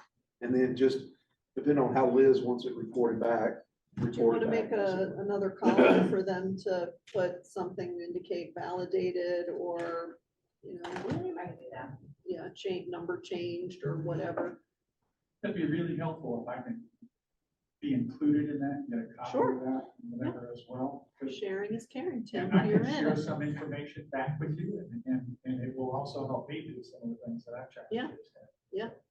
And like the very first one up there, Hamilton EMS, Yes. 10 sounds right, But they're also saying they only have 10 licensed ambulances, so that didn't sound right to us. Typically, you have reserve trucks. So that's just, again, something to be looked Yeah, at. It's 13. Yeah, they have 10 running 911 calls. Right. And they've got about 5 other trucks, and they bought their own AVLS equipment even. Yeah, but that's a good example of, we just need to look, and if that makes sense, then it's good to go, keep There's moving. no stuff around it. So where we're at right at the moment, the way I understand it, we're going to ask you guys and gals to look at that list and say, okay, Mitchell County's in my region. And I'm gonna call Mitchell County and say, listen, we're trying to figure this out. You know, we show you that you've got 6 ambulances that meet this definition, and you got a copy of the definition. That these are, I do have a little question about the full-time, because there are some services out there who have day trucks that are staffed with part-time employees. But That's fine, as long as it's a regularly scheduled truck yeah. that's there to run calls. I just want everybody to understand that it is a regularly routine schedule. Yes. It's not, they're not brought in to work a car race, they're not brought in to work a football Right. game. Can you pull the definition back up? Who's controlling that? It's just right down bottom of that. Can you do that? Can you put the definition? That would be the same definition that would justify AVLS equipment as well, right? Yeah, theoretically. Say that again? No, that's you not gotta have true. the spares. Yeah. That gets into different weeds. Yeah. ADLS is a little broader. Yeah, because you can't move it. Yeah. Because peak ambulance today, tomorrow may be a different ambulance, so you got Or one maybe the ambulance broken in end. the shop, yeah. Well, that's what I wanted to ask, because Yeah. I've been a little No. looser than that. Yeah, no, that's 2 different counts. But Courtney, does that cover what you just said about the Yeah, staff day yeah, trucks? I may want to underline primary role, but that's just I'm fine with that. So if somebody runs 2 or 3 day trucks just during the day, they would count that in that. Yes, That would be Yeah. their part of their peak. if they did it on a regular scheduled Yeah. basis. If every Monday, Wednesday, Friday, they have 2 extra trucks during the daytime, then that counts in the peak. Yep. And there's an assumption that the peak is higher during the daytime. Because usually trucks get cut back during the evening hours. But you could have a peak at night, because you've got some weird thing going on in your community. Well, I mean, Athens is a good example. Athens, extra trucks are staffed on weekends.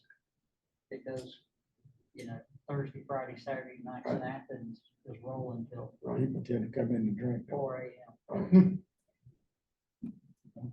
I could see a peak truck at night because so many hospitals end up making their transfers Sure. in the middle of the night Sure. because that's when bed availability comes. Sure. Beds become bad. Is it reasonable to ask to have your validation sent back by like March 15th or mid-March so that we can adjudicate this on April? Yeah, I would ask everybody to get it back by mid-February. I mean, in I all don't think it's honesty, a hard thing to do. this is 2 or 3 calls at the most. At the most.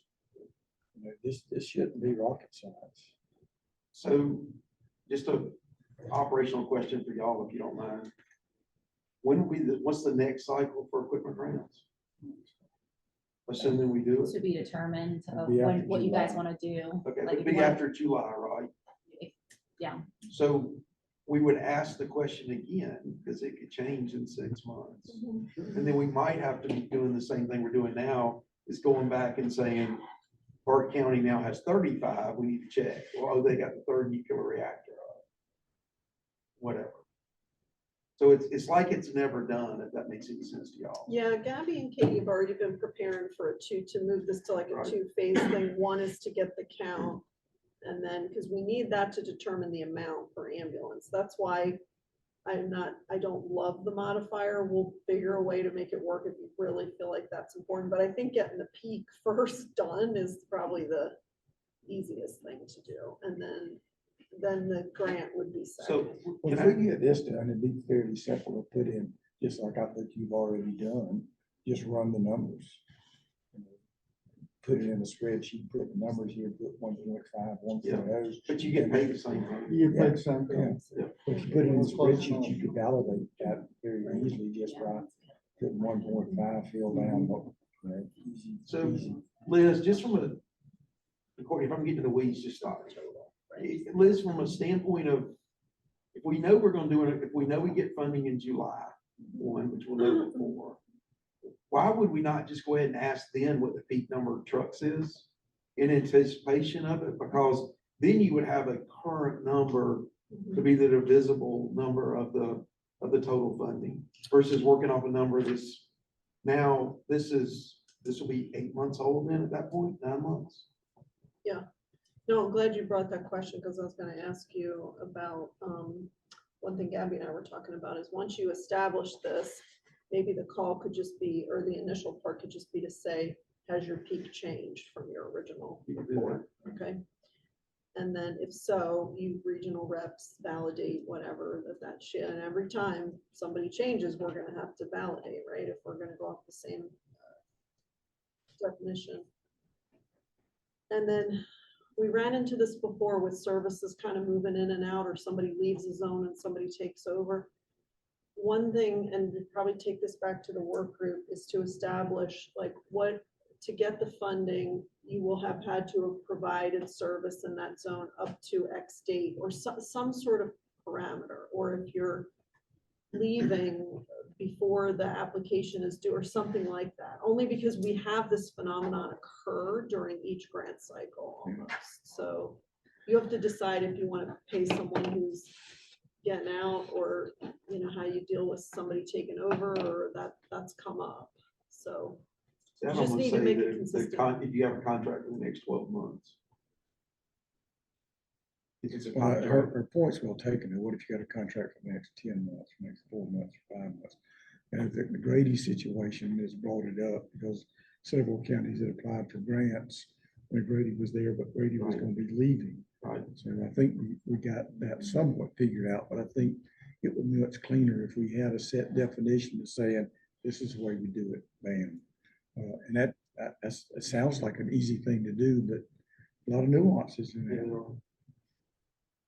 Yeah, I mean, you know, because you remember, once you give money, like there's no getting it back. It's Yeah. gone. So you And gotta. this is payment for the future, not in the past. It's not a retrospective. What I'm saying Well, is, we if used somebody's to done call it it for a reimbursement. We're not calling it that anymore, okay? Yeah. We took that word out. Well, yeah, but what we did was you had to buy the equipment and we reimbursed you for the cost. Mhm. But we didn't reimburse you for equipment you bought 2 years ago and that's. Yeah. Well, that's true. That's true. That's why, and because some people, we still pay the vendor directly. We have that relationship and we already have them set up in the system for payment. So that's why it doesn't always work as a reimbursement, where they get it approved for use for that, and then we pay that. That still happens fairly, not often. not We have a frequent, couple. but yeah. One or two Mhm. agencies use that. Okay. But some of them submit their quotes of what they're going to buy with the money. So they haven't purchased it yet. It's not a reimbursement. I'm just glad we're looking into all these little aspects, is that there is a lot to unpack with this grant. So I just want everyone on the committee's hearts to be clear about what the money is going for. And a whole other thing we haven't even touched on is what the money's being used for, because we're buying a lot of batteries and EKG leads and thermometers and things like that. So Gabby, do you follow up and say, did you actually buy it now that you got the money? Nope, we never follow No, up. we don't do that. We just trust it. They have an affidavit, And so. That's true. Yeah, they do, but I think that goes back years back to why it ended up transitioning to a reimbursement grant. Well, Huey, as I've suggested before, and with the counts, you know, what we do with the trauma centers is we do an audit and we have somebody go in and validate that what you said you spent the money on, or what your uncompensated care in that case is. And so you could subject this to an audit and we can take that back to the work group. I've suggested that on a number of occasions. And you know, when somebody comes in your building and looks at your paperwork, and that you, on your affidavit, it says that you'll keep the records for X amount of years for us to look at. In this case, we don't. send somebody out to look at it, but it's an option. And sometimes it helps, I'll just say, just to do it once so people understand, because a lot of it, and with uncompensated care, it was educational, because just like this, there were a lot of little different things about uncompensated care. You had to make at least attempted to get payment 3 times. You couldn't get payment from other sources, like when it comes to intentional injuries, Georgia has like a victims of violent crime. You couldn't have gotten any money from that. The total compensation of anything had to be less than X amount. There's a lot of things to check off that the people in the trauma department didn't really know the finance aspect of it, but that is so well oiled now. And I think the things that you're doing right now are really going to help us really rein this in. And We spend a lot of money every year on that oil. it needs, it's the lifeblood of the engine.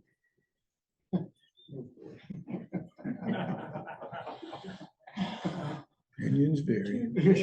Engines vary. So But Courtney, but if you wanna- don't have an oil leak, you don't have to worry about it. So Well, you then don't have an oil leak. That's all I have to say. having a domestic altercation here, so. Yeah, right.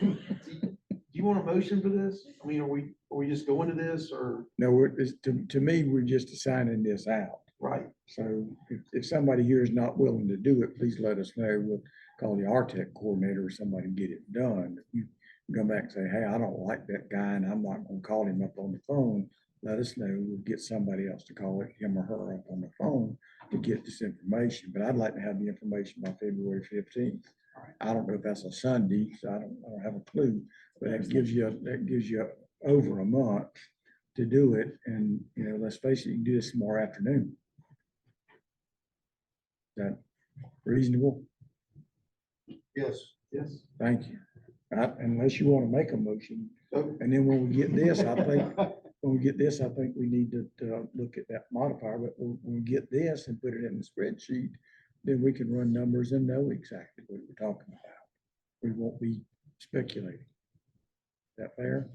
and just one comment about the modifier. Y'all are all smart. Go back and just take numbers and add 1.5 and 2. and That's the divide it by nicest same thing he's number. ever said about me.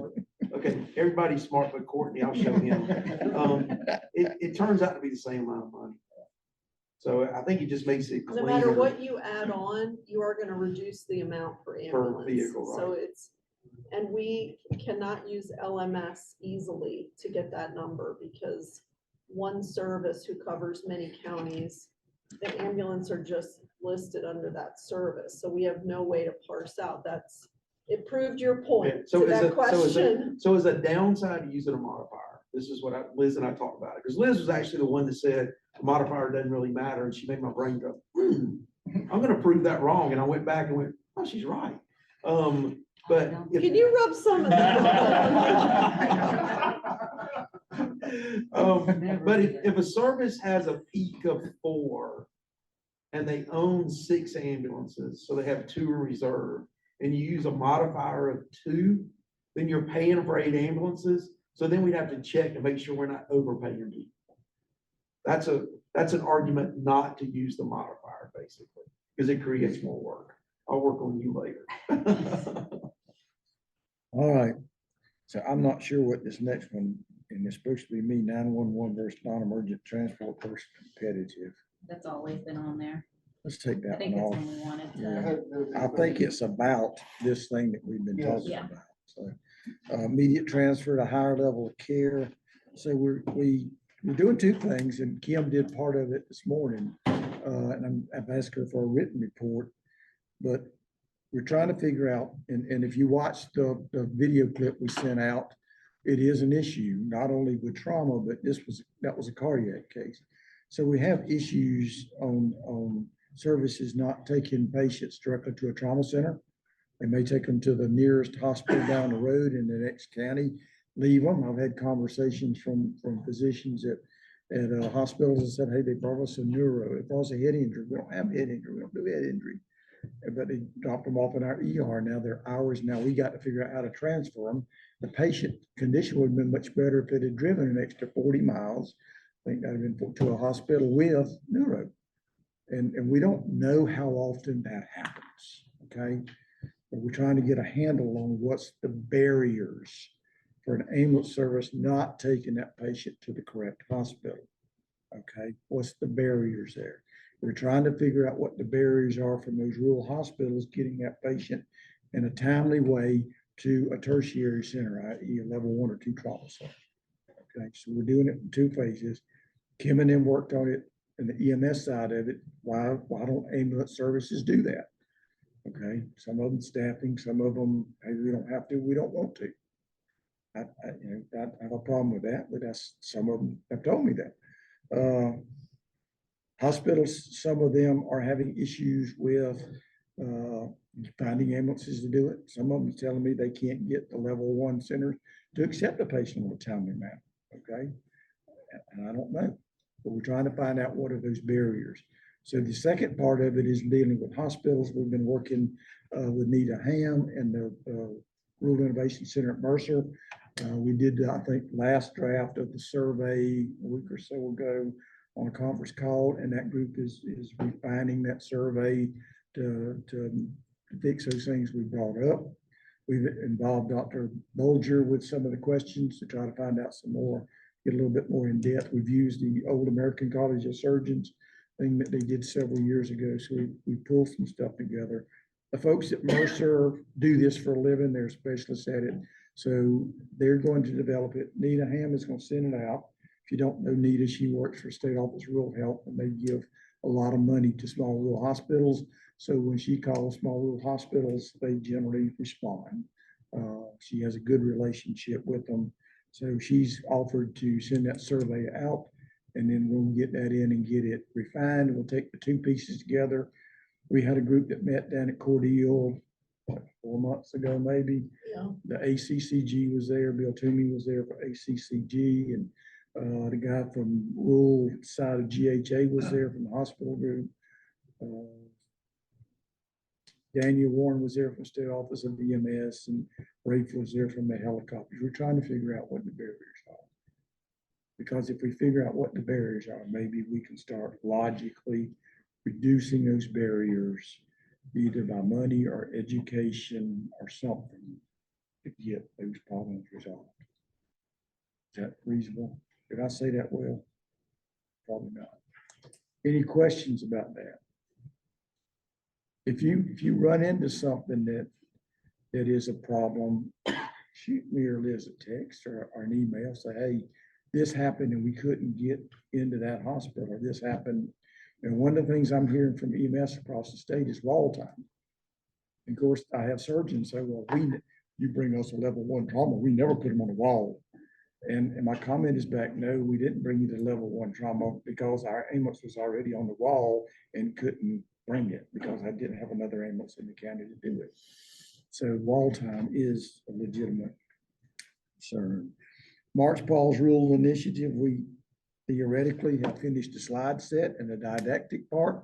I talked yesterday to Glenda Grant, again with the Rural Health Innovation Center at Mercer. She and I and somebody next week are going to meet about doing the videos. There is some disagreement between me and nurses. I know y'all won't believe that, about the level of training we do with these classes. I'm fairly big on when we go to the hospitals to do some training for equipment they've never used or never seen. We are trying to base that training on a scenario-based situation. So we give them a scenario, they work through it, and they say, well, I'll start an IV. Well, I can't get an IV. Well, let's use an IO, and I've never seen an IO. Well, let's show you. That sort of thing. So this has taken a lot longer than I had wanted it to, but hopefully we'll get it done. It will be a very good process. Any questions about that? Okay, can we put up my map? Stay vexed about that. And got the other one too, without the hospitals. This is the one that vexes me more. And it gets back kind of to the same thing we're talking about there. The left hand doesn't know what the right hand's doing. I got one county on that map that's got more ambulance stations than they have licensed ambulances. Tell me how you do that. more ambulance stations than they have licensing. Y'all figure it out? I hadn't either. Well, how do you determine what an ambulance station is? It's on the LMS. If they say they got ambulances stationed there, they fill out the form Okay. and they call it an ambulance station. What's the definition of that, Kelly? Anytime, any station you would send an ambulance to for deployment. So it could be ambulance station number 1 today, and number 2's not staffed, but tomorrow number 2's staffed and number 1's not staffed. So that is our definition. Any station you would send an ambulance to for deployment. So in the county, you know the county I'm talking about. It's Meriwether County. It's Yeah, just I mean, I remember us talking about it in the previous. Meriwether. They have Right, more they've got Meriwether. locations than they have licenses. Do they routinely rotate those ambulances to those stations? I don't know. So, and I'm not trying to be a horse's butt. I don't have to try. It's just God-given talent. But if what we're trying to do is figure out what are the capabilities of that community to handle trauma. Okay. So one of the things we were looking at, and if you do some literature search, the main Office of Rural Health has done a big survey about what they call ambulance deserts. Okay. An ambulance desert to them is 25 miles away from an ambulance station. If you're more than 25 miles away from an ambulance station, then you are in an ambulance desert. And my definition is a little bit different. My definition is if you have an ambulance station right next to you and they won't take you to a trauma center if you got critical trauma, then you're in an ambulance desert. That's my definition. So Courtney, I see 2 counties, I was just talking with Lee, and it's because they post. So they're not actually listed as a base or a station, but they post ambulances there. So that's not included on this. Correct. And you're right. And that's that. So we don't know what their capability is. Capability to meet the response time that they've set for the county. Because that's the whole reason you post and you modify your posting. No, that's your definition, not mine. Why can't you have your definitions wrong? Yeah, I can't either, but I'm sitting in the chair. But getting honest with you, I'm seeing 3. I don't know what. I'm seeing 3 counties on that map unless I'm overlooking something. And one of them, I think, is Okeechobee there on the Florida line. As what? Has no station, but I think that's the Okeechobee County. It's pretty much. You're in Charleston County, it's way down on the bottom right. So Courtney, I hear you about the 20 minutes. I don't disagree with that. It's a definition, it's a measure. So is the goal singular in that you just want to know where the vehicles are located? Or is the goal multi-focused in that you would say, well, I'm gonna look at a county and I'm just gonna pick a random one, this one. That seems like, I'm not criticizing anybody. I don't even know what county that is, all right? But Jeff Davis. all right. No, that's, Okay, well, now you're, so And that's if, great. okay, if I were, and so maybe that's the city center, I don't know. That is. But if back to your point, the 20 minutes, are you gonna take it a step further and say, oh, they need to move it here? No. Okay, so then why does it matter where they're on the map? It matters to me because I'm trying to figure out how long does it take us to take care of a trauma patient? It matters to me if I live right there. It actually matters to me if I live right there. Sure, Because if I live right there, guess what? sure. That ambulance ain't gonna cross that river to take care of it. No, you're exactly right. Because the taxpayers in this county pay for that ambulance, and the taxpayers in this county pay for that. Nor for the next county north, that's, looks like it's got I-16 running. But you know, most ambulances are based where the volume is. In most So, cases, yes. In that scenario where you showed where the base is on the county line, that may be the county seat of that county. It is. And everything away from there is nothing but agriculture. And so that's where the first responders come into play. That's interesting. It does. Do we know where they're at? Do we know know if they anybody's exist? recording that, I don't. especially when they're volunteer. Are If you they're gonna put, volunteer, they're- are you gonna put they're their working. house? So getting back to Meriwether County.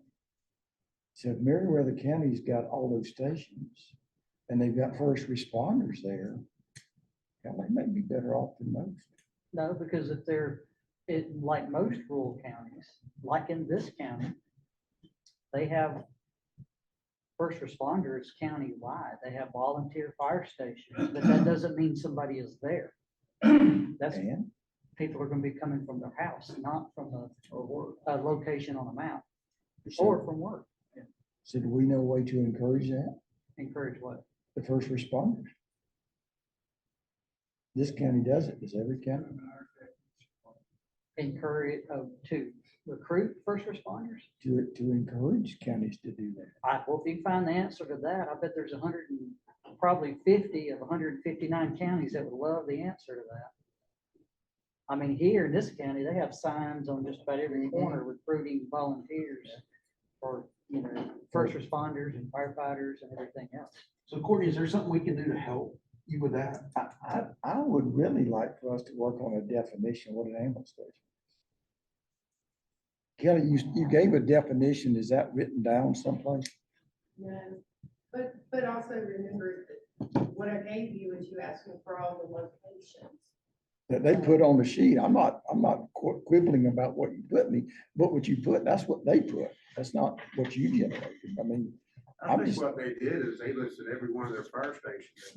that's what I think, And that's what I think's I think happened. it may have been, maybe they misinterpreted it wrong. And it may be I that can they, ask, that's my region, I can follow up. Well, Yeah. and We've told the Two of those agencies, counties.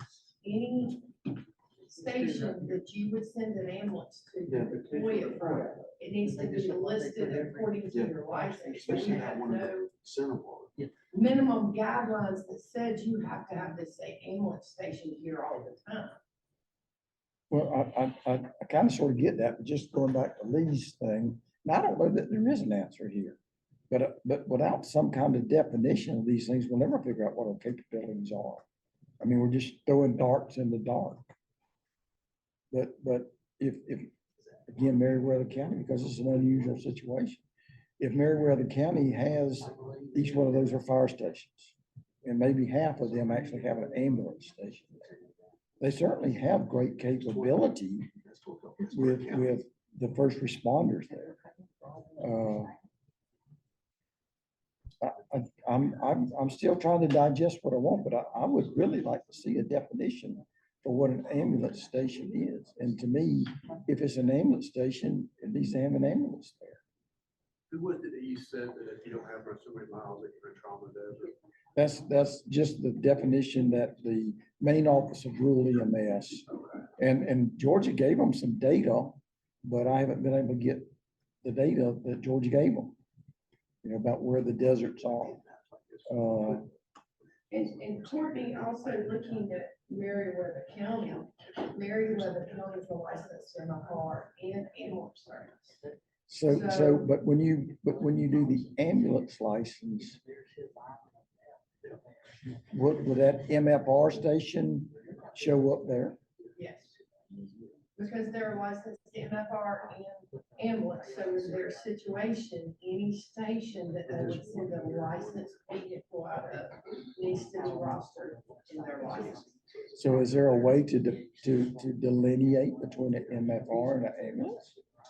As to which stations contain the MFR and which Yeah. stations. That's Matt. Not right now. Is there a way to do that? I don't know. Because I want us to encourage folks to do, if that's what they're doing, I think that's great. I think that's a great plan and a great allocation of resources. And maybe if that's what they're doing, we can look at communities like that and see, what their response times are. So we can figure out a way to teach people to do it better. But it just, when I got that map, it just kind of, I scratched a lot of hair out of my head trying to figure it. But at the same time, it would, kind of go towards your questions of MFR locations and ambulance. Yeah.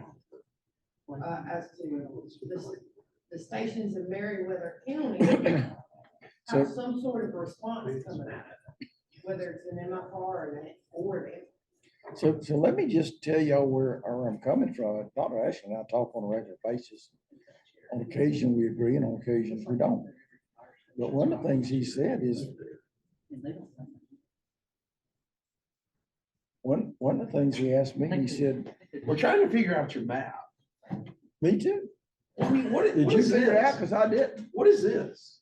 I said, man. I think that's, Well, but that's Grady. They don't have stations. I think that's every Atlanta fire station. I That's probably- because they're a licensed ambulance. MFR. Yeah, see, So wait a minute. Never mind. MFRs So are that- in there. so You that, answered the question. yeah, I so think that you part- missed the question Courtney asked last week. What? We have a way of delineating which of the stations house MFR, licensed MFR vehicles versus licensed ambulances. Yeah, When you well, get up in the metro area, though, every apparatus is an MFR. yeah. I mean, But there's including the rural aerial counties trucks on and here. the ladder. the light truck. There's rural counties on here in North Georgia that are running MFRs that are not showing up in the counties looking at this map. So there again, some more homework. Y'all look at your areas and tell me what sticks out. That there's counties on here that are running MFRs that are doing it, that are not on this map.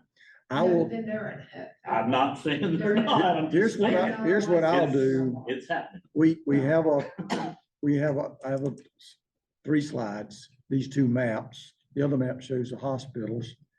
And I have the spreadsheet that actually says that they used to develop this map, okay? So the spreadsheet says, here's the stations. I'll send you all of that. And the spreadsheet's not unlike Huey's spreadsheet, it's pretty long. But take a look at your region. This one, I think, I will sort it by region, okay? So that it'll be, Well, I think it, maybe the verbiage of what you're looking for. Obviously, we don't want medical first responders. And I think you're gonna have to add something about posting sites. well, I right at the moment, Huey, I'm gonna be dead honest with you. I don't even know how I want to form the question. You know, and I hate to say it that way, but it's true. I mean, I sit down the other day and try to define what's an ambulance station? What's a medical first responder station? You know, those are 2 licenses. We can probably come up with that. But then what kind of level, if I've got Delwood Fire Department, it's got half of their people who are trained first responders. They don't have a license, but they've been through the course of training. They're a resource. I need to keep up with that. Or is that something we just leave the local, it's all this up to the local government, I don't know. I have to ask the senators, I don't know.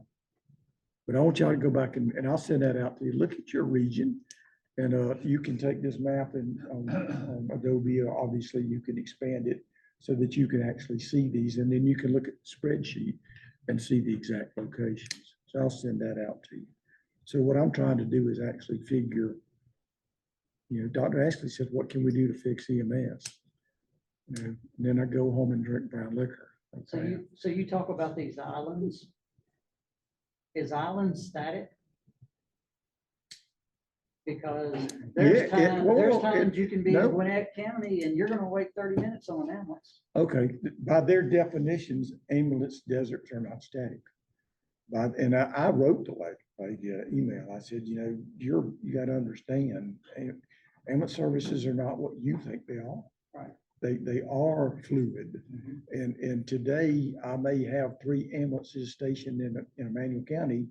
20 minutes from now, I may not have any stations in Emmanuel County, because one took a STEMI to Statesboro, another one took a stroke to Augusta, and another one took a trauma to Savannah. Now that happens, not routinely, but it happens. So with it being so dynamic, is there not a better way you can come up with it, like population or square miles and peak number of ambulances? As you pointed out, I'm not the smartest knife in the drawer, sharpest knife, but yeah, what you know, the peak thing you got, okay, that's by county, right? So could we It's ever? by geographical location, which is typically a county. Typically a county. So should we one day look at peak ambulances versus population? Should we look and make some recommendations about? Is Well, there? you know, it goes back to the whole Jack Stock discussion. Are you covering geography, you covering costs? Well, And that goes back to readiness and and expense. that's my point, one of my points with Dr. Ashley. You know, we nowhere near, don't let me mislead you. We don't come anywhere near close to covering the readiness costs for trauma centers. Okay, so don't go back and tell Dr. Ashley Courtney said. I'm gonna tell him that Courtney said that we were gonna get readiness money for EMS. Well, you can tell him Courtney suggested it, but here's the deal. I disagree to a certain extent with the definition of readiness. Okay, I think readiness cost, well, I don't disagree with the definition of readiness. So here's readiness cost. Okay, but because I'm ready and I got a volume, then I do all this business, all of that eats against my readiness cost. Readiness cost to me is fixed cost. That's all it is. If y'all got a different definition, you let me know.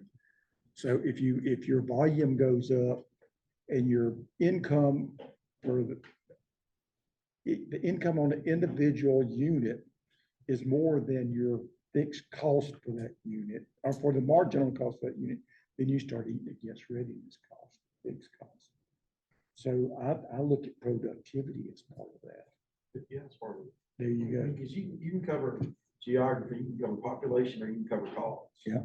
And oftentimes, there's some parallel between population and costs. Yeah, and even when you start looking at, I had a conversation with Pitch one time about unit hour utilization. I said, Jack, one of my costs may be 5 hours. Yep. So how do I do that? He said, then I would call that 5 calls. And that's what a lot of places do. You're exactly right. So unit hour utilization is in certain environments a very good indicator. In other environments, maybe not so much. So the bottom line is it's very difficult to understand our profession because, quite frankly, it's a little different everywhere you go based on, you know, Manual County's 22,000 people. You know, if all of your ambulance calls went right back to the central tertiary center, then we could cover it with just 2 ambulances, no doubt. But the transfer time has to be taken into consideration. So I'm not gonna belabor this anymore. Take those maps back and that data and let's discuss this a little bit more. And please understand, I'm just trying to figure out a way to understand when people say they can't get an ambulance, I'd like some rational reason to explain it to them. Money. It all comes down to money. Too soon. And it comes down to, on the fire side of things, you have ISO who's put pressure on homeowners to pay more insurance if they don't have it, so they'll support it. Yeah. EMS is a life, that's not money. I hate to say that, but that's why there's not enough money put into it. And here's the deal. I encourage us to think about long-term an ISO for EMS. Yeah. Because here's the deal. If I buy Life Pack 15 and a ventilator and all these medicines, and I go pick up this, I can tell you the true story, but it's already 12:30, and pick up somebody and say, gosh, you got a STEMI, I'm gonna take you here. I just cut myself out of an ambulance trip. I just cut myself out of $1,000, but I took him and got that heart fixed, and he didn't go into congestive heart failure, which he would have if he'd gone to my hospital and stayed there. I saved the system $100,000 a year. I cost Miles County $1,000 up front, and all the maintenance costs for maintaining that Life Pack 15 and that ventilator and all those meds. So I can make a really good case that quality of care in EMS has a major financial disincentive. So anyway, and Liz is giving me the eye. She gives me the stink eye. I'm gonna bring up, yeah, I'm gonna bring up one. I don't want that. I'm gonna bring up one other thing I'm gonna put on the table, and I want you to think about it. Pass rates in Georgia sub. Okay, I know that's not an appropriate term, but pass rates in Georgia are bad. You know, Richard's not here to roll his eyes at me, tell him he missed an opportunity. I was on the governor's thing about workforce and Mackenzie gave us some information. So, and I talked to a lot of people, and a friend of mine just finished RN program. He passed his boards, and my daughter-in-law spent last weekend in Atlanta doing boards. She's going to be a dental hygienist of some description. But she spent last weekend in Atlanta going with a company that reviews them for their boards. For nurses, it's ATI. I want us to consider, there's Platinum and a couple of others that do this sort of thing. I want us to think about funding a pilot project for some of the programs to see if that won't improve our pass rates.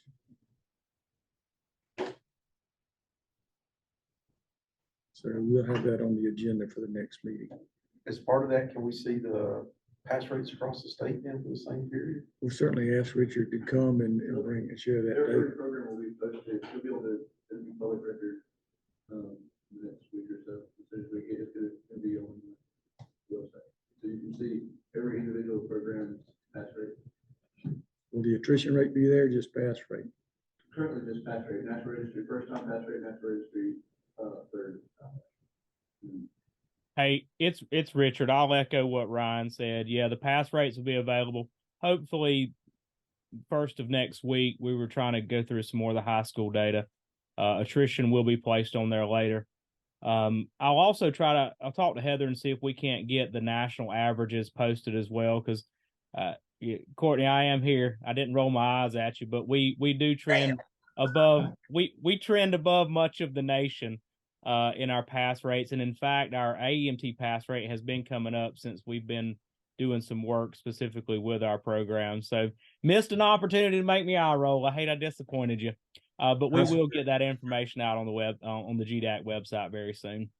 Come to the meeting, you do it twice next time, but if you can come to the next meeting, please do, because you obviously know more about this than I do, but the programs that are out there that might, I know Trish Hotz is doing something for paramedics that I understand has had some good success rates, but I think that we tried something then with Richard on EMT, Richard, or EMTA? Yes, yes, sir. EMTs and EMRs. Hey, okay, and it was a struggle, wasn't it? The participation in yours was incredibly low, and I don't understand why. Ryan has held several that have been incredibly successful. Like one of the last ones they had over 20 something people in it and like a 75% pass rate out of it. So some of them are wildly successful. I don't know why yours wasn't well attended. That's another initiative we're going to kick off again at the remediations again in 24. And Courtney, I apologize I wasn't there. I need to email Gabby. I didn't even know this meeting was today until Lee mentioned it yesterday at the Region 5 Council meeting. And it had dropped totally off my radar. okay. Well, we'll talk about this at the next meeting, and this done got in the 12:33 point, and I'm hungry too. Any other new business? I got two things real quick. The temperature probe, I'd like to make a motion. I'm making a motion that the temperature probe that Tim brought up for Sierra Wireless, is that who it is? Would that be included in the equipment list going forward? Got a motion, do I have a second? I'll second. Got a motion and a second. Any discussion? All in favor, all against, let me know by saying aye.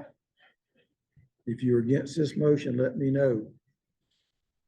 Hearing none, I declare it unanimous consent. Thank you. I'd like to add to the agenda for the next meeting, if you have time, to discuss equipment purchases prior to our next round of grant funding. Specifically, I think we're way down in the weeds of buying things we shouldn't be buying. Okay. And if you look at the list that the ladies are going to send us related to the peak, you'll see what was purchased this time. Y'all just go through and look at it. Well, we'll do this since you got a committee. Why don't y'all look at it and come back with some recommendations? Does anybody else want to be on the committee? Because it feels a little light with only 3 of us. I'll help you out. Okay, great. Just send me an email. Great, I'll be glad. great. That actually gives us a fire reps. That's great. I'm okay to be on another committee other than not education. As long as it's not court. Extra credit, extra So credit. that'd be great. No, That would, I agree with what You'll you're that'd get, be great. you'll get a star. That'd be great. You can be I'm the not trying to get stars. tiebreaker. Hey, Courtney, I Okay, wonder if thank you. you're talking about deserts or islands or whatever. Is there a way to maybe tie that back into the average transport or response distant by each provider? We're actually, the data that he went over that we're trying to get you guys to fill in, we're trying to do it from using the station as a proxy for patient to the, for trauma to the level 1 or 2. Well, but I'm just years saying, we trauma. take each service in each county and look at what their average response distance is, and that'll tell you what their. Because you said within 20 minutes or 20 miles or something? And their definition is 25 miles. Okay. And I think that goes back, they are a rural health group. Rural health uses that 25 miles also for critical access hospitals. Right, right. So that's, I'm thinking that's where the 25 miles came from. Going back to fire Just wonder if services, there's not something already ISO is there a we're not 5 minute. thinking of. I think it's a 5 minute, used to be a 5 mile. Now it's a 5 5 miles. minute. 5 miles. 5 miles. I think that's the way you fix it is even go with ISO, something like that. I think Well, you know, to me, ISO, there's, if you improve your fire services, there are financial contributions to do that. And with EMS, if you improve your EMS, it's 180 degrees opposite. But you can't compare the two, because as you know, fires are random. And healthcare is not. Right. Because we all have our regulars. Look, No, serious. hey, whoa. We got a college there that is a regular. No, I know, They- but I'm Every just saying. afternoon when the kids cook You popcorn, can use the the, fire alarm you goes can use the off. 5 mile distance for fire departments, because fires are relatively random. But when it comes to healthcare, just like looking at that map, you know, I mean, we have stations that we run 5 ambulances out of. Because I can spread them out to 4 stations, but they're all gonna be coming right back there for their calls. Yeah, but you say they're random, but if you hot map it and look at it, at some of the There's gonna counties, It that clusters. it clusters No, I as know. well. Yeah, exactly. But I think there's more similarities than there are disparities on what we do. I think going forward, EMS is a national thing. It's gonna have to evolve to a point where they're accountable for what they do. And to be accountable for what we do, I don't mean it's wrong, but we need to know what we're doing. And I don't know that we know what we're doing. Because the definitions are so way out. I just know I could look and see what our average response distance was for each county. Yeah, I think that would be interesting to look at. There's so many things that I think, just like Gina was talking about, you know, now that they've got that data, they can discover stuff that they probably might have been right in front of their eyes that didn't even know. And I think we got that capability too, if we can get to that point. Anything else? I just wanted to say to Richard and anyone else who's on the call, Gabby she did confirm that all the 2024 dates for the meetings are on our website, and it's got a calendar download on it. So for those of you who aren't on the distribution list, feel free to download that calendar invite. I would entertain a motion to go to lunch. Motion. Second. All in favor, go eat something. Thank y'all so much for coming. Thank you.